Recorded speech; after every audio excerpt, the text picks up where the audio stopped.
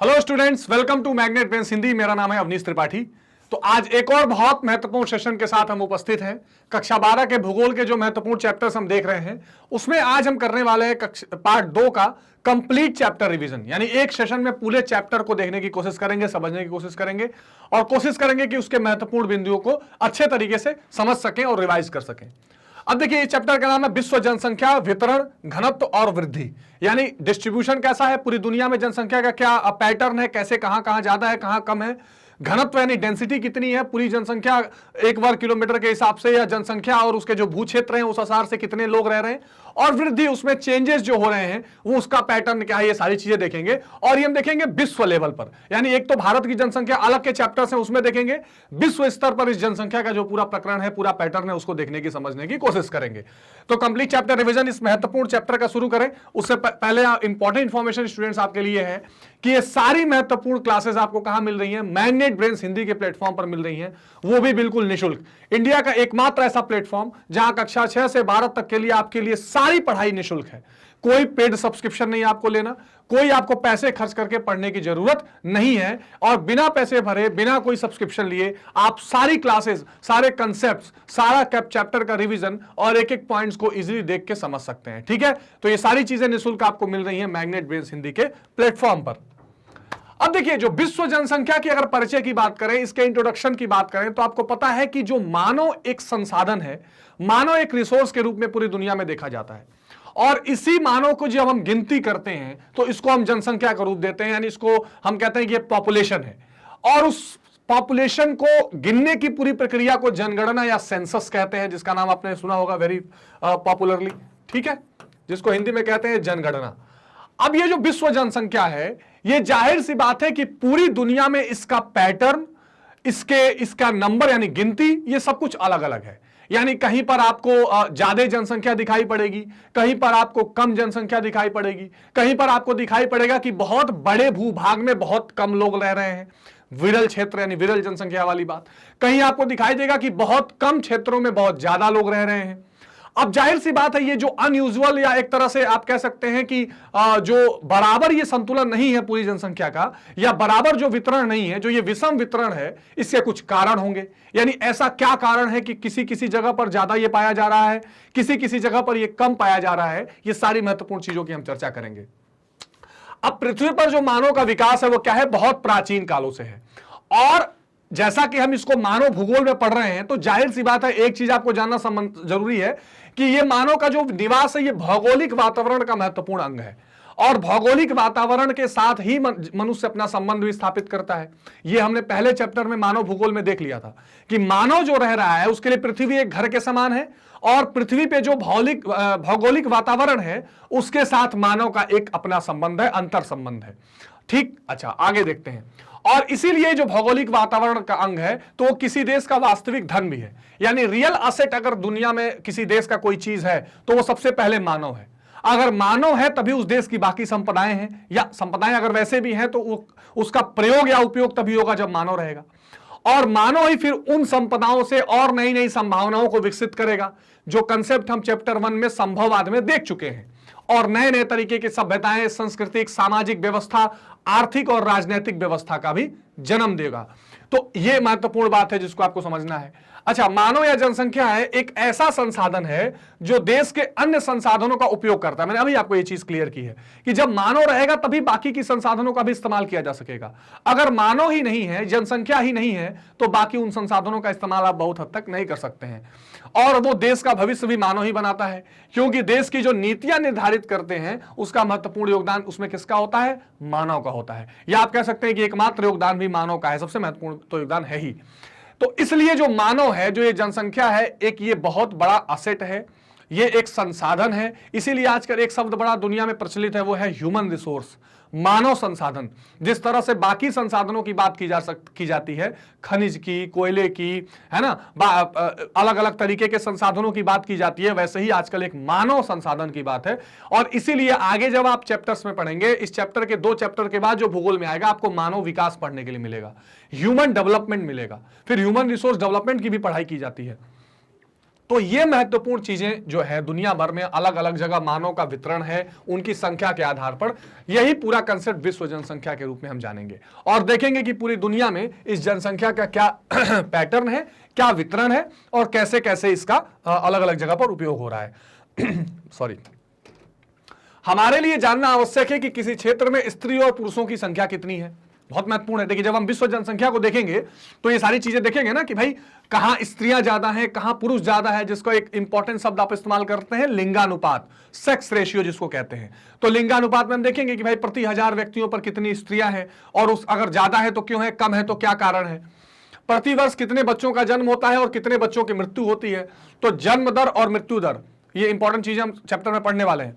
ये भी हम इस चैप्टर में देखेंगे कि भैया जन्म दर क्या है, मृत्यु दर क्या है।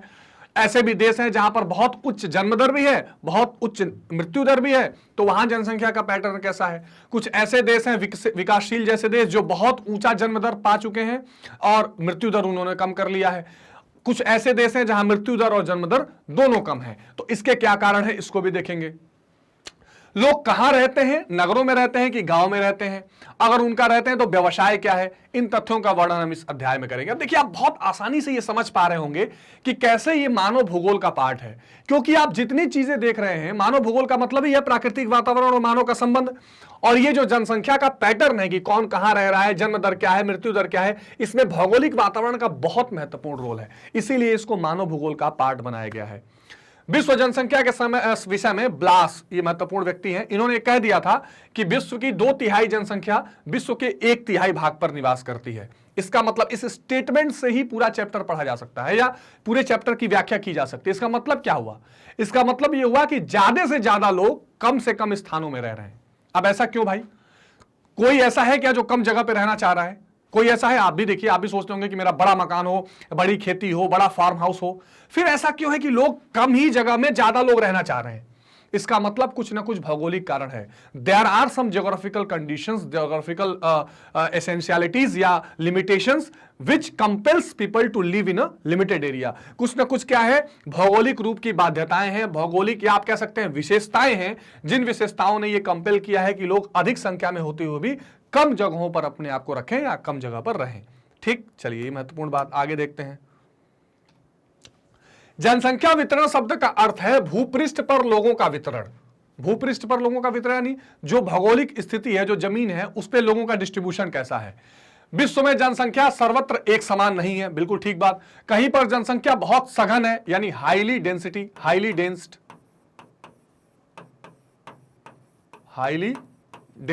कहीं पर बहुत सघन है और कहीं क्या है, साधारण है और कहीं बिल्कुल निर्जन है। जनरली ये जनसंख्या सघन होने का मतलब ये होता है, देखिए जनसंख्या जो डेंसिटी है या पॉपुलेशन डेंसिटी या जनसंख्या जो जिसकी सघनता घनत्व जो निकालते हैं वो ये देखते हैं कि 1 वर्ग किलोमीटर में कितने लोग रह रहे हैं। मान लीजिए 1 स्क्वायर किलोमीटर एरिया ले लीजिए, उसमें जितने लोग निवास करेंगे उसको जनसंख्या का क्या कहते हैं, घनत्व कहते हैं। अब ये घनत्व कहीं ज्यादा है कहीं कम है, इसके अपने कारण होते हैं। क्या कारण है इसकी चर्चा करेंगे। पृथ्वी के 13.6 करोड़ वर्ग किलोमीटर क्षेत्र पर लगभग 7.7 अरब लोग रहते हैं। यह अक्टूबर 2019 तक का डेटा है, जो बहुत महत्वपूर्ण डेटा है, इसको आप समझिए। इसका मतलब यह है कि जब आप पैटर्न देखेंगे पॉपुलेशन डिस्ट्रीब्यूशन का, जब आप विश्व जनसंख्या में वितरण का प्रारूप देखेंगे तो ये देखेंगे कि यह प्रारूप बिल्कुल भी समान नहीं है। ये एक समान नहीं है, बल्कि इसको आप कह सकते हैं कि यह विषम प्रारूप है। ठीक है, क्या कहेंगे आप इसको? विषम। अगर आपसे कोई पूछे कि जनसंख्या वितरण का प्रारूप कैसा है तो विषम है, वो एक समान नहीं है हर जगह, क्योंकि कहीं ज्यादा है घनत्व, कहीं सघनता है, कहीं विरल पॉपुलेशन है, कहीं बहुत ज्यादा लोग रह रहे हैं, कहीं निर्जन स्थान भी है, कुछ ऐसे स्थान है जहां पर लोग बिल्कुल निवास नहीं कर रहे हैं। तो इसके अपने कारण हैं। अब कारण क्या है, बहुत सिंपल ही आप समझ सकते हैं। जैसे मान लीजिए उदाहरण के लिए जो बर्फीले क्षेत्र हैं, जो बर्फीले क्षेत्र हैं, जहां पर बर्फीले रेगिस्तान है, वहां पर कोई क्यों रहेगा? ना वहां खेती हो सकती है, ना वहां रहने में आसानी हो सकती है, ना वहां पर ठीक से जल की सुविधा, क्योंकि बहुत ठंडे बर्फ के ग्लेशियर्स वहां मिलेंगे। तो जाहिर सी बात है वहां की जनसंख्या वहां बहुत कम हो जाएगी, या हो सकता है निर्जन हो, कोई रहता ही ना हो। वही आप मैदानी इलाकों में चले जाइए जहां आसानी से खेती की जा सकती है, जल की व्यवस्था है, हर चीज की आसानी है, वहां उद्योग लगाए जा सकते हैं, तो वहां जनसंख्या ज्यादा रहेगी। It means that there is not a equal distribution of population all along the world. ठीक है, कम जगहों पर ज्यादा लोग रह रहे हैं। ब्लास ने शुरू में ही कह दिया है कि 2/3 लोग 1/3 हिस्से में रह रहे हैं। तो ये आप ध्यान रखेंगे, महत्वपूर्ण पॉइंट है कि जनसंख्या वितरण का प्रारूप क्या है। तो प्रारूप क्या है, एक समान नहीं है, बिल्कुल विषम है। आगे देखते हैं। जनशून्य अंटार्कटिका को छोड़कर शेष स्थल भाग पर जनसंख्या का घनत्व 56 व्यक्ति प्रति वर्ग किलोमीटर है। देखिए, ये एवरेज औसत की बात की जा रही है। अगर अंटार्कटिका को छोड़ दिया जाए, अंटार्कटिका महाद्वीप अगर आप देख रहे हो, तो अंटार्कटिका क्या है, पूरी तरह से एकदम बर्फ से घिरा हुआ है और वो निर्जन है, वहां कोई रहता ही नहीं है। तो उसको अगर छोड़ दें तो बाकी दुनिया में जो पूरा आपका पॉपुलेशन डेंसिटी है, यानी जो जनसंख्या घनत्व है, ठीक है, जो पूरी दुनिया का जनसंख्या घनत्व है, ये कितना है, ये कितना है, ये है आपका 56 प्रति वर्ग किलोमीटर, पर स्क्वायर किलोमीटर। ठीक है, पर स्क्वायर किलोमीटर, प्रति वर्ग किलोमीटर में लगभग 56 लोग रह रहे हैं। अब ये अलग अलग जगह पर अलग अलग है। जैसे भारत के बिहार राज्य की बात की जाए तो ये 1100 है, सोचिए। दिल्ली की बात की जाए तो 11,000 तक है। तो इतना ज्यादा वेरिएशन है जनसंख्या घनत्व में। तो ये महत्वपूर्ण बात है। परंतु इस वितरण में भी असमानता है और मोटे तौर पर विश्व की जनसंख्या का 90% केवल 10% भूभाग पर निवास करते हैं। बहुत बहुत महत्वपूर्ण बात। यानी अगर आपका पूरा ये अर्थ है तो इसका जो 10% हिस्सा होगा वो 90% के लोग वहीं रहेंगे, है ना। कहीं भी वो 10% हो सकता है और जाहिर सी बात है ये वितरण असमान है, कहीं ज्यादा कहीं कम, और आप देख सकते हैं। अब जैसे ऑस्ट्रेलिया जैसा बहुत बड़ा कॉन्टिनेंट आप देख लीजिए, उस पूरे ऑस्ट्रेलिया के कॉन्टिनेंट के केवल आप ज्यादातर देखेंगे तो जो तटीय इलाके हैं उन्हें वहीं लोग बसे हुए हैं। बीच में पूरा उत्तर पश्चिमी इलाका, बीच का इलाका, वहां पर क्या है, मरुस्थलीय इलाके हैं और लोग वहां नहीं रह रहे हैं।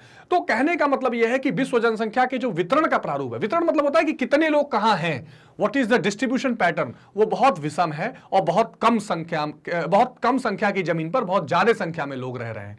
Very very important. ठीक है, समझ में आ गया होगा। आगे देखते हैं। अब देखिए, अब थोड़ा सा एक चीज देखते हैं कि जनसंख्या कितनी है। कुछ देशों की यहां पर बात की जा रही है। तो अब देखिए, चीन जैसे देश सबसे ज्यादा ऊपर बने हुए हैं, 1435.4 मिलियन में। भारत के लोगों को 130, अब तो 130 करोड़ के आसपास हम पहुंच गए। हालांकि 2011 की जनसंख्या के हिसाब से 120 करोड़, 121 करोड़। यूएसए केवल 32 करोड़ के आसपास की जनसंख्या है, 329 मिलियन। Indonesia 271.4 million, 27 crore.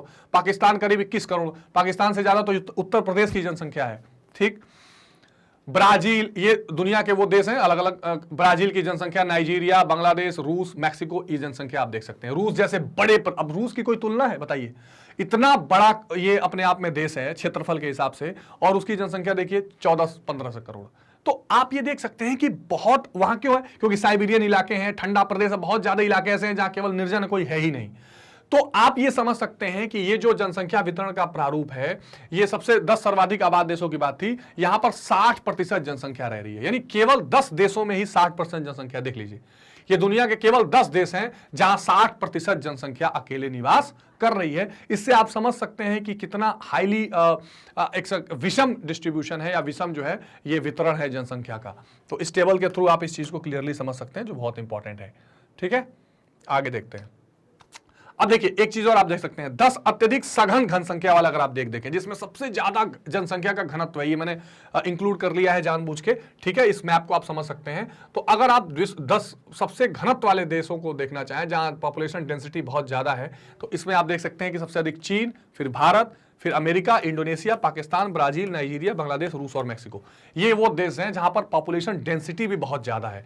मतलब आप ये देखिए, चीन में 1400 प्लस के ऊपर चली जा रही है कंडीशंस। तो ये सारी ये तो मिलियन में जनसंख्या है इनकी, ये जनसंख्या दिखाई दे रही है, लेकिन जनसंख्या के सघन जनसंख्या वाले भी देश जो हैं, यानी जहां पर बहुत ज्यादा जनसंख्या है, जो पिछले टेबल में हमने देखा है। तो ये सारी चीजें हमने देखी थी कि कितनी जनसंख्या किसमें है। तो जनसंख्या घनत्व नहीं, ये सघनता ही दिखा रहा है कि ज्यादा जनसंख्या किसमें है। तो ये मिलियन में जनसंख्या है, और ये जो चीज आपने टेबल में देखी है उसको ग्राफ में भी देख सकते हैं आप, बार ग्राफ में भी देख सकते हैं। ठीक है, तो ये महत्वपूर्ण बात है। अब देखिए, ये इस डिस्ट्रीब्यूशन को जरा सा हम महाद्वीप के हिसाब से भी देख लेते हैं, है ना। जो हमारे महत्वपूर्ण महाद्वीप हैं, उस महाद्वीपों के हिसाब से भी 7 जो इंपॉर्टेंट हैं या 7 ही हैं बेसिकली। तो इनमें जनसंख्या का क्या पूरा पैटर्न है उसको देख लीजिए। अब एशिया में सबसे अधिक जनसंख्या, ठीक, भू क्षेत्र इसका ये है। घनत्व अगर देखें प्रति वर्ग किलोमीटर तो 148 है, और जनसंख्या का प्रतिशत देखिए तो 59.7। देख लीजिए, विश्व की जनसंख्या का 60% जनसंख्या लगभग क्या है, वो केवल एशिया में निवास कर रही है। ठीक, अफ्रीका में आइए, अफ्रीका की ये जनसंख्या आप देख लीजिए, भू क्षेत्र, यहां पे जनसंख्या घनत्व आप देखिए घट के कितनी आ गई, 44। यानी आप एरिया बहुत कम नहीं है, लेकिन जहां पर यहां 1 किलोमीटर में 148 लोग रह रहे हैं, अफ्रीका में केवल 44 लोग रह रहे हैं। और यही कारण है कि दुनिया का केवल 17% के आसपास की जनसंख्या अफ्रीका में है। इसलिए मैंने आपको डिटेल में समझाना चाहा कि कैसे पूरी दुनिया में कॉन्टिनेंट वाइज भी जनसंख्या अलग अलग तरीके से है। यूरोप की बात कर लीजिए, अब देखिए एशिया से भी बड़ा प्लेस इसके पास है, ठीक, लेकिन जनसंख्या देख लीजिए, इसकी प्लेस ये देख लीजिए, यानी जो स्थान है वो एशिया से थोड़ा ही कम है, ठीक, भू क्षेत्र। और यहां का जनसंख्या घनत्व देखिए केवल 34 जनसंख्या, ठीक है, केवल 34। महत्वपूर्ण बात है, इस चीज को आप बिल्कुल ध्यान से समझ लेंगे। इसके बाद विश्व जनसंख्या का प्रतिशत कितना है, 9.7। ये क्या है, अगेन अपने आप में बहुत इंपॉर्टेंट। तो ये समझना बड़ा जरूरी है कि जनसंख्या जो है यूरोप की देखिए कितनी कम है और भू क्षेत्र भी कम है, लेकिन जनसंख्या का जो घनत्व है केवल 34 हो गया, और इसलिए दुनिया के केवल 9.7% ही जनसंख्या यहां रह रही है। अब लैटिन अमेरिका तथा कैरेबियन, यानी जो दक्षिणी अमेरिका वाला कॉन्टिनेंट है, जिसमें Argentina, Uruguay, Paraguay, Bolivia, Brazil, ये सारे देश आते हैं, इन देशों की जनसंख्या देखिए, ठीक, ये 9 अंकों में केवल है, ये 10 अंक में जनसंख्या, ध्यान रखेंगे। इनकी जनसंख्या कम हो गई, भू क्षेत्र देख लीजिए, यहां घनत्व देखिए केवल 32, और केवल 8% लोग यहां रह रहे हैं। कहां 60% एशिया में, कहां दक्षिण अमेरिका में केवल 8.5%। उत्तरी अमेरिका, जिसमें अमेरिका, कनाडा, मैक्सिको, ये सब है, इनकी स्थिति देख लीजिए, जनसंख्या घनत्व केवल 20, यानी कि पूरे 1 किलोमीटर में 20 लोग केवल रहते हैं, और इसमें आप कह सकते हैं 4.08% जनसंख्या है, ठीक है। ओशियानिया, जो ऑस्ट्रेलिया वाली पूरा कॉन्टिनेंट है, तस्मानिया सी के आसपास, तो ये आप देखिए कंडीशन, केवल जनसंख्या कितना है, 25, जनसंख्या घनत्व जो है केवल 25 है, और 1% लोग भी वहां नहीं रह रहे हैं। इसका मतलब अगर आपसे जब भी कोई पैटर्न ऑफ पॉपुलेशन डिस्ट्रीब्यूशन पूछे या विश्व में जनसंख्या वितरण का प्रारूप पूछे, तो ये बिल्कुल आप इसको क्या देंगे, विषम देंगे, कहेंगे कि ये बिल्कुल विषम है, बिल्कुल अनइवन है, बिल्कुल बराबर नहीं है। इस बात का ध्यान आपको रखना है और इस चीज को समझना है, ठीक है। आगे देखते हैं, अब आते हैं महाद्वीपीय वितरण को जरा सा डिटेल में देखते हैं कि जो कॉन्टिनेंट्स हमारे हैं, जो महाद्वीप हैं, इन महाद्वीपों को एक एक करके अगर हम चर्चा करें तो उसमें जनसंख्या का वितरण कैसा है, प्रारूप कैसा है और किस तरह का पैटर्न है। अब आपको पता है स्टूडेंट्स की एशिया जो है वो सबसे हाईली पॉपुलेटेड पूरा प्रदेश है, कॉन्टिनेंट है, महाद्वीप है, और इस हाईली पॉपुलेटेड महाद्वीप के होने के कई अपने कारण हैं। इन कारणों की भी चर्चा हम करेंगे। आपको पता है एशिया में ही अपना प्यारा भारत भी आता है। एशिया को हम कई भागों में बांट के भी देखते हैं, यानी मध्य एशिया, जिसमें Arabic country, Tajikistan, Azerbaijan, Kyrgyzstan, ये सारे देश इधर के तरफ आते हैं। फिर दक्षिणी एशिया में आप देखते हैं कि भारत और जो इंडियन सब कॉन्टिनेंट पूरा है, श्रीलंका, बांग्लादेश, भूटान, पाकिस्तान, ये लोग आते हैं। फिर साउथ ईस्ट एशिया यानी दक्षिण पूर्वी एशिया वाली बात आती है, जिसमें चीन से लगाए नीचे पूरा आप देखते हैं ब्रूनेई, कंबोडिया और सारा ये सारे देश आते हैं। तो ये एशिया का जो पूरा कंसेप्ट है, मतलब ये देखिए आप ये जो पूरा कंडीशन देख रहे हैं, ये लगभग सेंट्रल एशिया जैसी बात आती है, ये सेंट्रल एशिया जैसी बात आती है। इधर आप इसको दक्षिणी एशिया कह सकते हैं, और ये सारे उत्तर दक्षिण पूर्वी एशिया वाला माहौल है। अब इस देशों में अगर आप देखें तो भारत और चीन अकेले दो ऐसे देश हैं जो दुनिया में पहले और दूसरे नंबर के हाईली पॉपुलेटेड कंट्रीज हैं, सबसे ज्यादा जो है जनसंख्या वाले देश हैं। उसके बाद बाकी देशों की भी जनसंख्या कम, इंडोनेशिया तक अगर आप चले आइए तो कम नहीं है, बहुत ज्यादा है। तो इस महाद्वीप में लगभग 59.7 यानी करीब करीब 60% जनसंख्या निवास करती है, और स्थलीय क्षेत्र में कुल क्षेत्र का 5वां भाग केवल 20% क्षेत्र है। यानी आप कह सकते हैं कि 20% एरिया में 60% लोग निवास कर रहे हैं, और इस क्षेत्र का बहुत बड़ा भाग कृषि पर आधारित है। और ये जो कृषि पर आधारित भाग है, इसी कारण यहां जनसंख्या भी ज्यादा है, क्योंकि प्राचीन कालों से, बहुत पहले के कालों से ही यहां पर कृषि बहुत अच्छी होती रही है, और इसीलिए बाहर के कई सारे आक्रमणकारी भी यहां पर आए। इसके अलावा जो यहां के लोकल लोग पहले से रह रहे हैं, उन्होंने कृषि से अपना अर्थतंत्र तैयार किया और बहुत अच्छे से सामाजिक और सांस्कृतिक रूप से अपना यहां पर एक वातावरण बनाया, एक माहौल बनाया और रहने के लिए जगह बनाई। इसके अलावा इसके बहुत सारे भाग आपको मैदानी इलाके मिलेंगे जो हर चीजों के लिए अनुकूल पाए जाते हैं। खनिज पदार्थ यहाँ बहुत अच्छे हैं, चाहे भारत ले लीजिए, चीन ले लीजिए, बाकी के देशों में भी लौह, अयस्क, कोयला, इस तरह के खनिज महत्वपूर्ण पदार्थ पाए जाएंगे। नदियों का जो पूरा जाल है वो बहुत अच्छा बना हुआ है, जिसके कारण ये शहर विकसित होते चले गए, जनसंख्या बढ़ती चली गई। देखिए ये मैं कहता हूं, नदियां और नदियों के मैदान। अब जहां नदियां रहेंगी, नदियों के मैदान क्या, आपने ज्योग्राफी में पहले भी पढ़ा होगा, भौतिक भूगोल में, कि नदियों के आसपास फिर खादर, बांगर, मिट्टियां बन जाती हैं और बाढ़ के इलाके और क्षेत्र, मैदानी क्षेत्र का निर्माण होता है, और वहां पर कृषि अच्छी हो सकती है। तो चाहे वो चीन में अलग अलग नदियां हो, चाहे भारत में हो, चाहे बाकी के देशों में हो, इन नदियों ने एक अच्छा समुद्र तटीय मैदान और नदियों का मैदान दोनों यहां पर पाया जाता है। जनसंख्या का संकेंद्रण कृषि योग्य क्षेत्रों में हुआ है। जहां पर कृषि अच्छे से हो सकती है वहां ज्यादा हाईली पॉपुलेटेड डेंसिटी है। जैसे आप भारत में ही देख लीजिए, उत्तर प्रदेश, पंजाब, हरियाणा, मध्य प्रदेश, जहां पर उपजाऊ जमीनें हैं, जहां पर जलोढ़ मिट्टियां पाई जाती हैं, वहां पर ज्यादा डेंसली हाईली पॉपुलेटेड एरियाज वो पाई जाती हैं। जनसंख्या का वितरण समान नहीं है, सबसे अधिक जनसंख्या चीन की है, उसके बाद भारत का स्थान है। ठीक, ये एशिया की बात हो रही है। अब आते हैं यूरोप में, तो ये लगभग यूरोप के कुछ महत्वपूर्ण देश हैं। तो यहां जनसंख्या का सर्वाधिक संकेंद्रण मध्य यूरोप में है, सेंट्रल यूरोप की जो बात की जा रही है। इस क्षेत्र में खनिज और औद्योगिक दृष्टि से विकसित है, जलवायु उत्तम है, मोनाको सबसे अधिक घना है। ये फ्रांस के पास ही नीचे छोटा सा मोनाको आप देख रहे हैं। यहां लगभग 20,000 प्रति वर्ग किलोमीटर लोग रहते हैं, 2017 के हिसाब से है। इसके बाद नीदरलैंड, बेल्जियम, जर्मनी, अब देखिए सारे देश यहां पर आपको दिख रहे होंगे, जर्मनी, नीदरलैंड, बेल्जियम, फ्रांस, इधर इंग्लैंड आपको दिख जाएगा, है ना, ये ऑस्ट्रिया, ये यूरोप के महत्वपूर्ण देश हैं। स्विट्जरलैंड, इन स्थानों में कृषि और परिवहन की सुविधा है और इसी कारण जनसंख्या यहां पर ज्यादा है। देखिए एक चीज आप समझ लीजिए, जैसे आप द्वितीय क्रियाओं में मैंने आपको डिस्कस किया था कि जो उद्योग के लगने के बहुत सारे कारक होते हैं, जिसमें खनिज पदार्थ, परिवहन, इसके अलावा जो वहां का वातावरण है ना, ये जो टेलीकम्युनिकेशन, संचार का माध्यम, ये सारी चीजें जहां पर होंगी वहां पर उद्योग ठीक होगा। ये सारी चीजें पॉपुलेशन के रहने के लिए भी इंपॉर्टेंट काम होती हैं। जहां उद्योग लग सकते हैं वहीं पर जनसंख्या ज्यादा केंद्रित होती है, जहां कृषि हो सकती है वहीं पर जनसंख्या ज्यादा केंद्रित हो सकती है। तो कभी आपसे अगर क्वेश्चन पूछे, हालांकि मैं आगे पॉइंट डिस्कस करूंगा कि जनसंख्या के कहीं केंद्रित होने के क्या क्या कारण हैं, तो इन कारणों में ये चीजें, वहां की जलवायु, वहां की मिट्टी, है ना, वहां का पूरा कैसी जमीन का यानी टेरेंस कैसा है, वहां का ये पथरीली मिट्टी है कि मैदानी इलाका है, ये सारे वो महत्वपूर्ण पहलू हैं जो काम आते हैं जनसंख्या के वृद्धि में। तो एक तो यूरोप, ये महत्वपूर्ण आपने देख लिया, ठीक है। अच्छा, उत्तरी अमेरिका की अगर बात करें तो ये दक्षिणी अमेरिका का आप कॉन्टिनेंट देख रहे हैं, बीच में अमेरिका है, मैक्सिको, फिर कनाडा, ये मैक्सिको का, ये कनाडा का हिस्सा, सॉरी अमेरिका का हिस्सा, इधर अलास्का आपको दिखाई देता है। तो इस महाद्वीप में विश्व का 14% स्थलीय भाग है। पूरा ये जो महाद्वीप है, ये दुनिया का 14% केवल जमीन है यहां पर, ठीक। और यहां केवल 4.8% जनसंख्या निवास कर रही है। अब जरा तुलना करिए, एशिया में 20% जमीन पे 60% लोग रह रहे हैं और यहां 14% पे केवल 4.8%। तो देख रहे हैं कितना डिस्ट्रीब्यूशन अनइवन है। संयुक्त राज्य अमेरिका के अटलांटिक तट से अपलेशियन तक देश की 70% जनसंख्या निवास करती है। देखिए ये अपलेशियन वाला इलाका इधर है और अटलांटिक ये ओशियन है और इसी तट पर। और अपलेशियन में हमने द्वितीय क्रियाओं में पढ़ा था कि यहाँ पे लौ अयस्क की जो पूरा एरिया पाया जाता है, यहाँ पर औद्योगिक सूती वस्त्रों का उद्योग, आयरन एंड स्टील इंडस्ट्री का उद्योग, ये सब यहाँ पर प्रचलित है। तो जहाँ उद्योग रहेंगे वहाँ लोग रहेंगे। यहाँ पे जो झीलों वाला, जहाँ पे इरी, मिशिगन, सुपीरियर, ये जो झीलें हैं, इन झीलों के आसपास भी अच्छा खासा लोगों का बसावट है, वहां जनसंख्या पाई जाती है। तो बहुत महत्वपूर्ण बात है। सुपीरियर झील क्षेत्र के पास भी जनसंख्या सघन है, परंतु पश्चिमी भागों में रॉकी पर्वतीय क्षेत्रों में जनसंख्या जो है कम घनी है। तो इधर आप देखेंगे तो माउंटेनियस रॉकी का इलाका है और रॉकी माउंटेन्स के आसपास कम लोग रह रहे हैं। पूर्वी तटीय क्षेत्र आर्थिक संसाधन में संपन्न है, यहाँ खनिज पदार्थों की बहुलता है और यह औद्योगिक प्रधान है। कनाडा में सेंट लॉरेंस नदी की घाटी सघन बसी हुई है। तो अगर आप कनाडा और अमेरिका की बात करें तो कनाडा में सेंट लॉरेंस नदी की पूरी घाटी और अमेरिका में खास करके ये जो अटलांटिक वाले कोस्ट वाले इलाके हैं, ठीक, यहां पर पूरी जनसंख्या जो है ज्यादा घनी हुई है। लेकिन आप ध्यान रखेंगे कि पूरा जो ये इलाका है नॉर्थ अमेरिका का, ये केवल दुनिया का 14% इलाका है और लगभग 4.8% लोग यहाँ निवास करते हैं। तो उत्तरी अमेरिका भी हमने देख लिया। लैटिन अमेरिका में बेसिकली ये दक्षिणी अमेरिका वाला पार्ट है ना। अब ये देखिए इस इमेजेस में आप देख रहे होंगे कि अलग अलग सालों में पूरी जनसंख्या किस हिसाब से अलग अलग कॉन्टिनेंट्स की रही है, ये बढ़ता घटता है, आप इसको देख सकते हैं।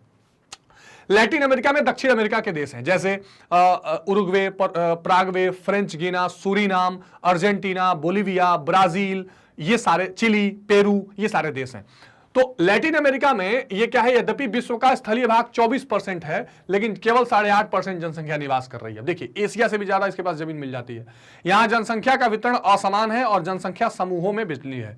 ब्राजील, अर्जेंटीना, बोलिविया, पेरू सबसे अधिक घने हुए देश हैं और यहां पर कृषि होती है। अर्जेंटीना आप जानते हैं, ब्राजील आप जानते हैं, यहां पर इन क्षेत्रों में गेहूं का बहुत इंपॉर्टेंट खेती की जाती है। अब जल्दी बताइए, व्हीट बाउल ऑफ वर्ल्ड किसके कहते हैं?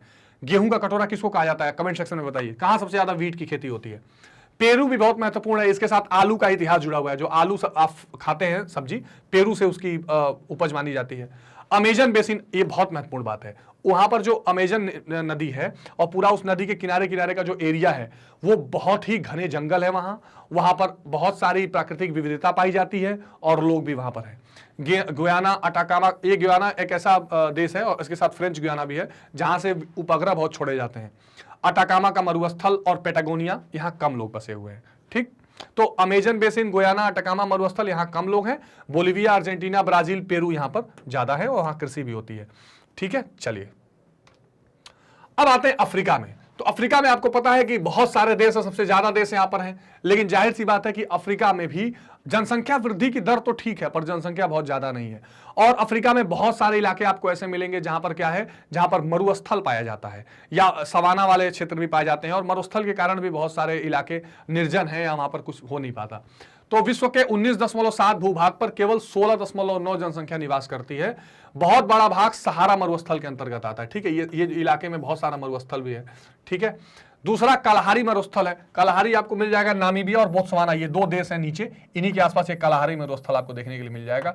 और यहाँ भी उसके बीच में कांगो रिवर बेसिन, कांगो नदी के आसपास है ना, तो यहाँ पर जो है हाँ, तो बहुत बड़ा अंतर्गत आता है, निर्जन है। कलाहारी मरुस्थल है। कांगो बेसिन भी कम घना बसा है, तो कांगो में कम है, लेकिन कांगो, कलाहारी और सहारा का मरुस्थल यहाँ लोग कम है। बाकी देशों में, छोटे छोटे देशों में लोग निवास कर रहे हैं और खास करके इधर के जो देश हैं यहाँ पर थोड़े लोग हैं और वो मछली पालन और इस तरह का इंपोर्ट एक्सपोर्ट वाला काम चलता है।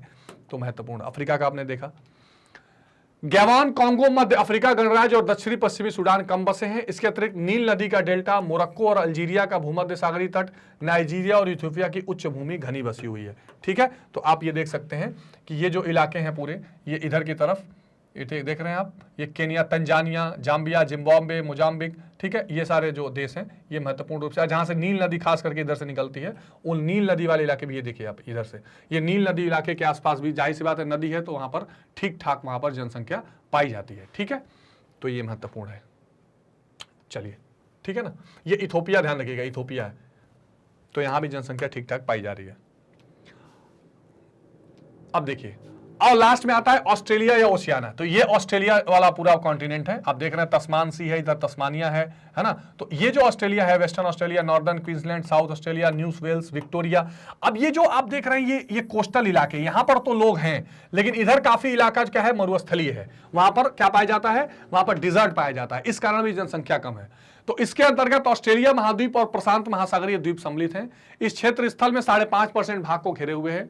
यहां विश्व की केवल 0.5 जनसंख्या निवास करती है। यहां सघन जनसंख्या दक्षिण पूर्वीय तटीय क्षेत्र, ये देखिए, ये दक्षिण पूर्वी जो तटीय क्षेत्र है, इधर ये इलाके, इधर आपको ज्यादा जनसंख्या दिखाई देगी। ठीक है, क्योंकि ऑस्ट्रेलिया महाद्वीप का सर्वाधिक कृषि और पशुपालन जो डेयरी उद्योग है ना, ये बहुत ज्यादा विकसित है। भारत के बहुत सारे लोग वहां डेयरी उद्योग में काम करने जाते हैं और वहां काम करते हैं। डेयरी उद्योग वहां बहुत फेमस है, एनिमल हस्बेंड्री वहां बहुत फेमस है, तो ऑस्ट्रेलिया की विशेषता है। ठीक है, यहां अच्छी वर्षा के कारण कृषि और पशुपालन का अच्छा विकास हुआ है। अब देखिए, आप ये देख रहे हैं, ये Gibson Desert, Great Victoria Desert है ना, तनामी डिजर्ट, मैकडोनल्ड रेंजेस है यहाँ पर, इसके अलावा सिम्पसन डिजर्ट, ये सारे जो इलाके आप देख रहे हैं ये सब डिजर्ट है, आप कह सकते हैं क्या है, ऊपर प्लेट्यू वाला इलाका है, किम्बरले प्लेट्यू। तो ये सब क्या है, ये जब डिजर्ट है, जब मरुस्थल है, तो जाहिर सी बात है वहां पर क्या होगा, बहुत कम लोग निवास करेंगे। बाकी आप देखिए, सिडनी, न्यू कैसल, कैनबरा जो राजधानी है, ये मेलबर्न, एडिलेड, ये सारे क्या हैं, ये सारे इनके महत्वपूर्ण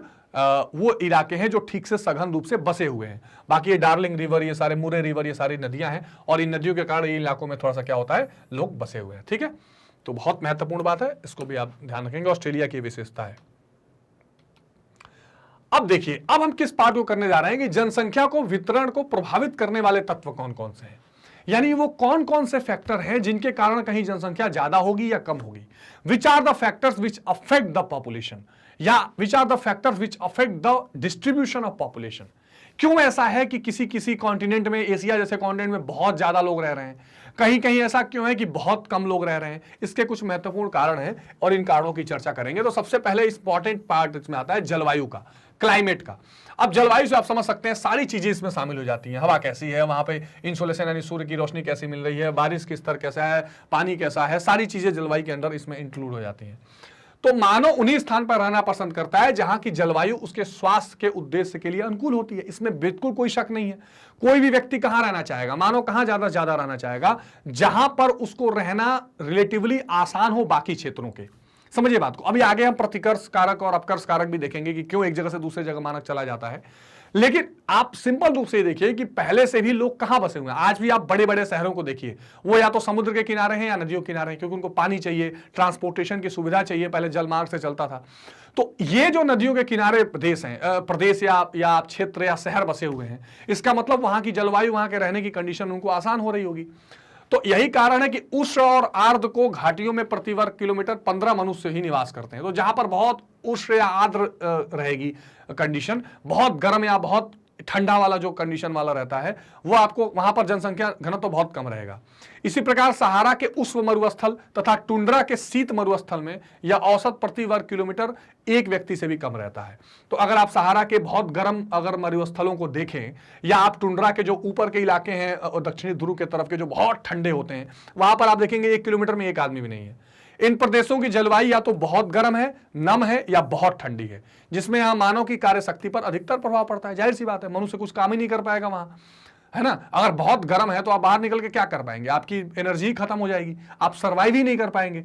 तो इसका मतलब यह है कि जलवायु पूरी तरीके से इस बात को डिसाइड करती है कि किस इलाके में व्यक्ति रहेगा या नहीं रहेगा। आप देखिए, यहां तक देखा गया है, अंग्रेज जब यहां भारत में रहते थे तो वो गर्मियों में अपने क्या करते थे, राजधानी को उठा के शिमला लेके चले जाते थे। क्यों? क्योंकि यहां पर इनको बहुत गर्मी होती थी, तो काम यहां कर ही नहीं सकते थे। तो लोगों की जो प्रोडक्टिविटी है, लोगों के जो काम करने का जो पूरा कंडीशन बनेगा, जो माहौल बनेगा, उसमें जलवायु एक बहुत बड़ा रोल प्ले करेगा। और अगर जलवायु अनुकूल नहीं है तो वहां दुनिया की कोई जनसंख्या नहीं रहेगी और वो निर्जन क्षेत्र या विरल जनसंख्या वाला क्षेत्र हो जाएगा। इसके ठीक विपरीत एक ऐसी जलवायु जो कृषि को सपोर्ट करती हो, है ना, उष्णकटिबंधीय जैसी, या मान लीजिए कि जो मानव के जीवन यापन में आसानी पैदा करती हो, ऐसे जगहों पर क्या होगा, ऐसे जगहों पर मानव ज्यादा से ज्यादा निवास करेगा और वहां पे जनसंख्या भी क्या होगी, अच्छी होगी। ठीक। इसके विपरीत अर्ध उष्णकटिबंधीय वाले जो इलाके होते हैं, जहां सिंधु और गंगा के मैदान हैं, यहां साधारण गर्मी और पर्याप्त वर्षा होती है, यहां पर घनी जनसंख्या पाई जाती है। यानी ऐसे इलाके जहां पर पर्याप्त बारिश हो, जहां पर गर्मी भी ऐसी ना हो कि लोग उबलने लगे, तो यहां पर जनसंख्या क्या होता है, रिलेटिवली ज्यादा रहती है। इस प्रकार जो समशीतोष्ण जलवायु वाले भाग हैं, जिसमें उत्तरी पश्चिमी यूरोप, संयुक्त राज्य अमेरिका, जापान आदि में जनसंख्या का घनत्व तो 800 से 1000 या 1100 प्रति वर्ग किलोमीटर है। ठीक है। तो इससे आप ये समझ सकते हैं कि आपकी जो जलवायु है, वो जलवायु जो होगी वो बहुत ज्यादा इस बात का डिसाइड करेगी कि जनसंख्या का वितरण कैसे होगा। अगर बहुत ज्यादा जो है उष्ण या शीतल जलवायु होगी तो उस स्थिति में वहां पर लोग कम रहेंगे, और अगर उष्णकटिबंधीय जलवायु रहेगी या समशीतोष्ण जलवायु रहेगी तो उस स्थिति में लोग ज्यादा निवास करेंगे। ठीक है। प्रोफेसर हंटिंगटन का कथन है कि वर्तमान समय में जिन भागों में अत्यधिक आर्थिक विकास और ऊंची सभ्यता देखी जाती है, उसका एकमात्र कारण है कि वहां पाई जाने वाली जलवायु। अब देखिए, इन्होंने इतना बड़ी बात कह दी। हंटिंगटन ने कहा कि जहां पर ज्यादा आर्थिक विकास हो रहा है, वहां की जलवायु उसमें बहुत ज्यादा असर डालती है, क्योंकि वो ऐसी कंडीशन पैदा करती है कि लोग वहां पर उस हिसाब से काम कर पाए। कुछ भागों में अस्वास्थ्यकर जलवायु ही मानव को आलसी, निर्बल, अकुशल बना देती है। आपने भी देखा होगा ना, कभी कभी ऐसा मौसम आता है जब लगता है कि बहुत आलस आ रहा है, कुछ करने का मन नहीं कर रहा है, उस समय जलवायु वहां की ऐसी हो जाती है ना। तो हमारे यहाँ तो सारे सीजन्स बदलते रहते हैं, लेकिन कुछ ऐसे देश हैं जहां परमानेंट वैसी जलवायु रहती है। तो ऐसी स्थिति में आप वहां काम नहीं कर सकते, और जो बाकी अच्छी जलवायु रहती है वहां पर फुर्तीला, उत्साही और कार्य करने के दक्ष लोग दिखाई पड़ते हैं या कुशल लोग दिखाई पड़ते हैं। तो पहला हमने क्या देख लिया था, पहला हमने देख लिया था कि जलवायु जनसंख्या को प्रभावित करती है। दूसरा, रिलीफ। रिलीफ का मतलब ये होता है धरातल, कि वहां की जमीन कैसी है, पहाड़ी है कि वहां पठारी जमीन है कि मैदानी जमीन है, किस तरह की जमीन है। तो धरातल का जनसंख्या के वितरण पर बड़ा प्रभाव पड़ता है। अब देखिए, जाहिर सी बात है, अगर कोई जमीन का इलाका ऐसा है जहां पर केवल पत्थर पाए जा रहे हैं, तो क्या वहां लोग ज्यादा रहेंगे? वहां कम रहेंगे, क्योंकि लोग वहां कृषि नहीं कर सकते, मकान बनाते समय उनको दिक्कतें आएंगी। लेकिन ऐसे इलाके जहां पर अच्छी मिट्टी पाई जा रही हो, जहां का धरातल मैदानी भाग जैसा हो, जहां पर कोई अनइवनेस नहीं हो, उस तरह की स्थितियों में लोग ज्यादा रहेंगे। ठीक। तो यह बात इसी से सिद्ध हो जाती है कि संपूर्ण विश्व की जनसंख्या का 9/10 भाग उन भागों में रहता है जो समुद्र तल से 600 मीटर की से भी कम ऊंचे हैं, और मैदान में यानी कि बहुत ऊंचाई या पहाड़ी इलाके नहीं है, नॉर्मल कंडीशन की बात की जा रही है। मैदानों में विस्तृत समतल भूमि होने के कारण कृषि, पशुपालन, औद्योगिक प्रयत्न और आवागमन के मार्गों की सुविधाएं अधिक पाई जाती हैं, जिसमें वहां घनी जनसंख्या का जमा होता है। देखिए बहुत सिंपल है, आप इसको समझ सकते हैं, लेकिन मैं इन चीजों को आपको इंक्लूड करके एग्जांपल्स बता रहा हूं कि जो आपका मैदानी भाग रहेगा, जो आपके समतल जमीनें रहेंगी, वहां पर परिवहन आसान रहेगा, आना जाना आसान है, कृषि करना आसान है, सारी चीजें बिल्कुल आसान रहेंगी। यही कारण है कि प्राचीन काल से ही जो नील नदी, मिसिसिपी या यांगत्से, गंगा, सिंधु और दलजा फरात, ये अलग अलग नाम हैं मैदान के, इनमें घनी जनसंख्या का केंद्र पाया जाता है। इन नदियों का बाढ़ क्षेत्र से जो मैदानी इलाके पैदा हुए हैं, यहां पर घनी जनसंख्या है। क्यों? क्योंकि मैदानी इलाकों में क्या क्या सुविधाएं हैं ये आप ऊपर देख चुके हैं। ठीक, तो ये जो धरातल है, ये धरातल भी बहुत बड़ा इंपॉर्टेंट रोल प्ले करती है कि जनसंख्या का वितरण कैसा होगा। अगर धरातल मैदानी या अच्छा होगा तो ज्यादा जनसंख्या होगी, अगर मैदानी नहीं होगा, पठारी या पहाड़ी होगा तो दिक्कत आएगी। तीसरा आता है जलापूर्ति, मोस्ट इंपॉर्टेंट बात। मैंने अभी डिस्कस किया था कि दुनिया की बहुत बड़ी बड़ी सभ्यताएं और बड़े बड़े शहर नदियों के किनारे बसे हैं। क्यों? जलापूर्ति। कुछ भी कर लीजिए, अगर आपके पास जल नहीं है तो it is not possible to survive. इसलिए जलापूर्ति ये डिसाइड करती है कि कोई जनसंख्या कहां रहेगी। भारत के आज भी हाईली डेंसिटी, जो ज्यादा से ज्यादा जनसंख्या घनत्व वाले सिटीज हैं, अगर उनको देखें, दिल्ली, कानपुर या मुंबई, तो इसके अलावा जो है अहमदाबाद, या तो समुद्र के किनारे मिलेंगे या आपको किसी न किसी नदी के किनारे मिलेंगे। तो ये एक वाराणसी, तो ये आप देख सकते हैं कि ऐसे शहर, जलापूर्ति जो होती हैं ये अनिवार्य आवश्यकता है। और वनस्पति का जीवन भी जल पर निर्भर। वनस्पति यानी जो वेजिटेशन, यानी जो पेड़ पौधे हैं, ये भी किस पर आश्रित हैं? जल पर। तो मानव सामान्यतः वहां रहना पसंद करेगा जहां उसके पीने के लिए, कृषि के लिए और व्यवसाय के लिए पर्याप्त मात्रा में जल मिले। जाहिर सी बात है, जहां पानी ही नहीं होगा वहां कैसे कोई, न उसका रहना पॉसिबल है, न उसका व्यापार करना। आप देख लीजिए, दुनिया के ऐसे बहुत सारे देश हैं जहां पर पीने का अच्छा पानी नहीं है, तो कोई उद्योग ही नहीं लगा पाते। फिर वो क्या करते हैं? किसी तरीके से टूरिज्म से काम चलाते हैं। मालदीव उसका एक एग्जाम्पल है। मालदीव को अगर आप देखें, वहां पर बहुत ज्यादा इंडस्ट्रीज नहीं है, कुछ मिलता ही नहीं है, और पानी ही नहीं है, वहां बहुत कम पानी है, तो टूरिज्म के नाम पे कमाता है और बदले में पानी वानी ले लेता है। तो यही कारण है कि विश्व में अधिकांश नदियों और अन्य जलाशयों के समीप ही बसी हुई देखी जाती है बाकी जनसंख्या। ठीक है। दूसरा, भरण पोषण की क्षमता। भरण पोषण की क्षमता का मतलब क्या है कि एक ऐसा स्थिति वहां पर प्रोवाइड हो जहां व्यक्ति अपने जीवन यापन के लिए कुछ आर्थिक क्रियाएं कर सके, जहां उद्योगों की संभावना हो, जहां बाजार की संभावना हो, जहां काम मिलने की संभावना हो। भाई आप देखते हैं ना, बंबई को कहा जाता है माया नगरी है, सपनों की नगरी। क्यों सपनों की नगरी है? वहां जाकर लोगों को अपने हिसाब से काम मिल रहा है, या काम करने का मौका मिल रहा है, विकास करने का मौका मिल रहा है, या मिलता रहा होगा, इसलिए किया जा रहा है। तो लोग वहां से प्रवास कर देते हैं, या जिन भी जगहों पर आप जाते हैं घर को छोड़ के। तो जहां पर जीवन या भरण पोषण की क्षमता जिस शहरों में दिखाई देगी, where the potential of economic activities will be seen, the population increase will be there, है ना, and highly populated countries and cities will be there.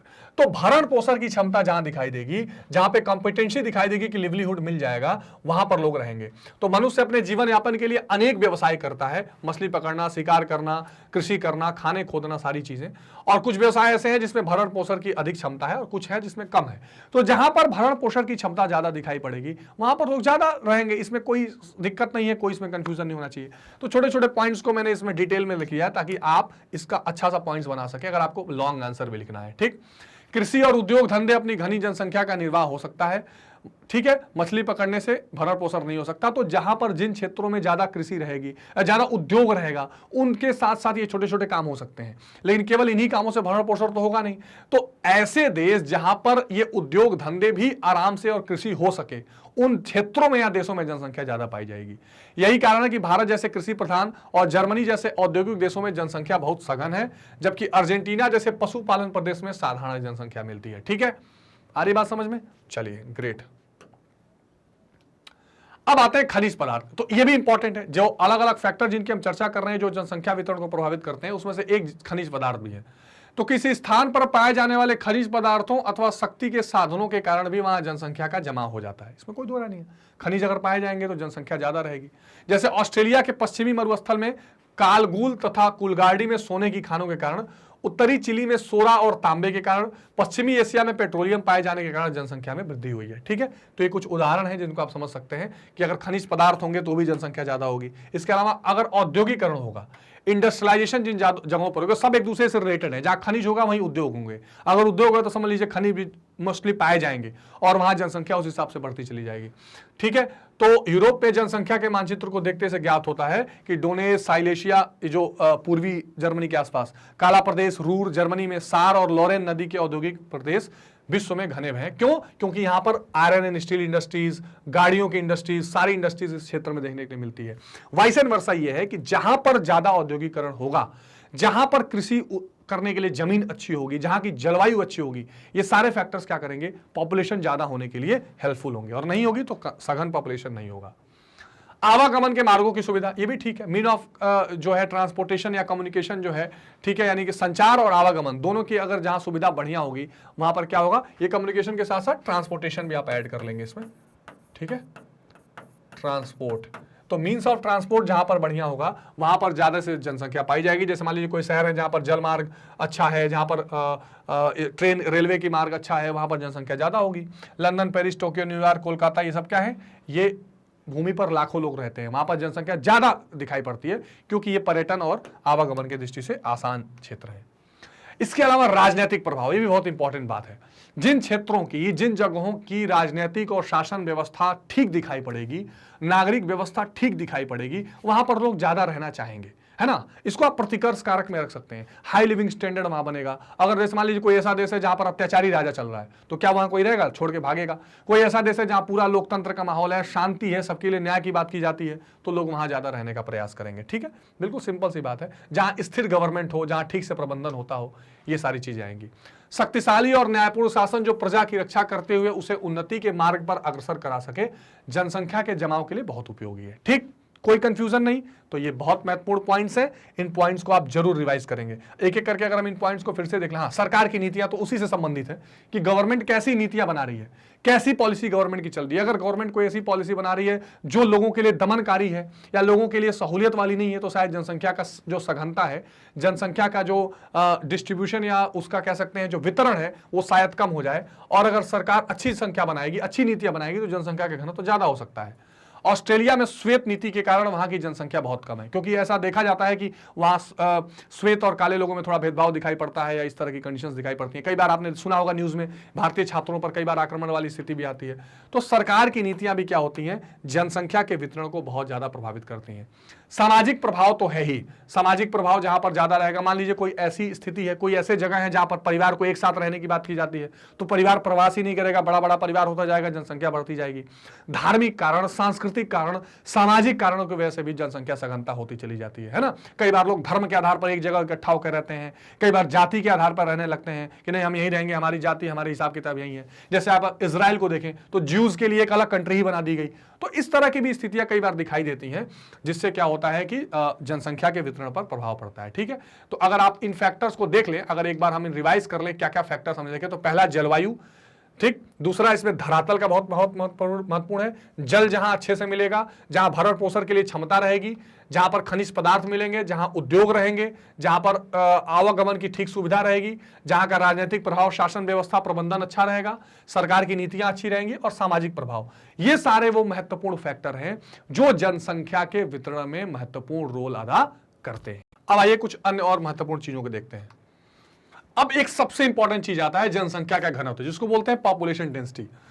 अब देखिए, ये सबसे महत्वपूर्ण पार्ट हो जाता है जिसकी चर्चा बहुत की जाती है, क्योंकि देखिए पूरी दुनिया में जगह की कमी नहीं है, इसमें कोई दो राय नहीं, इस चीज को समझ लीजिए आप।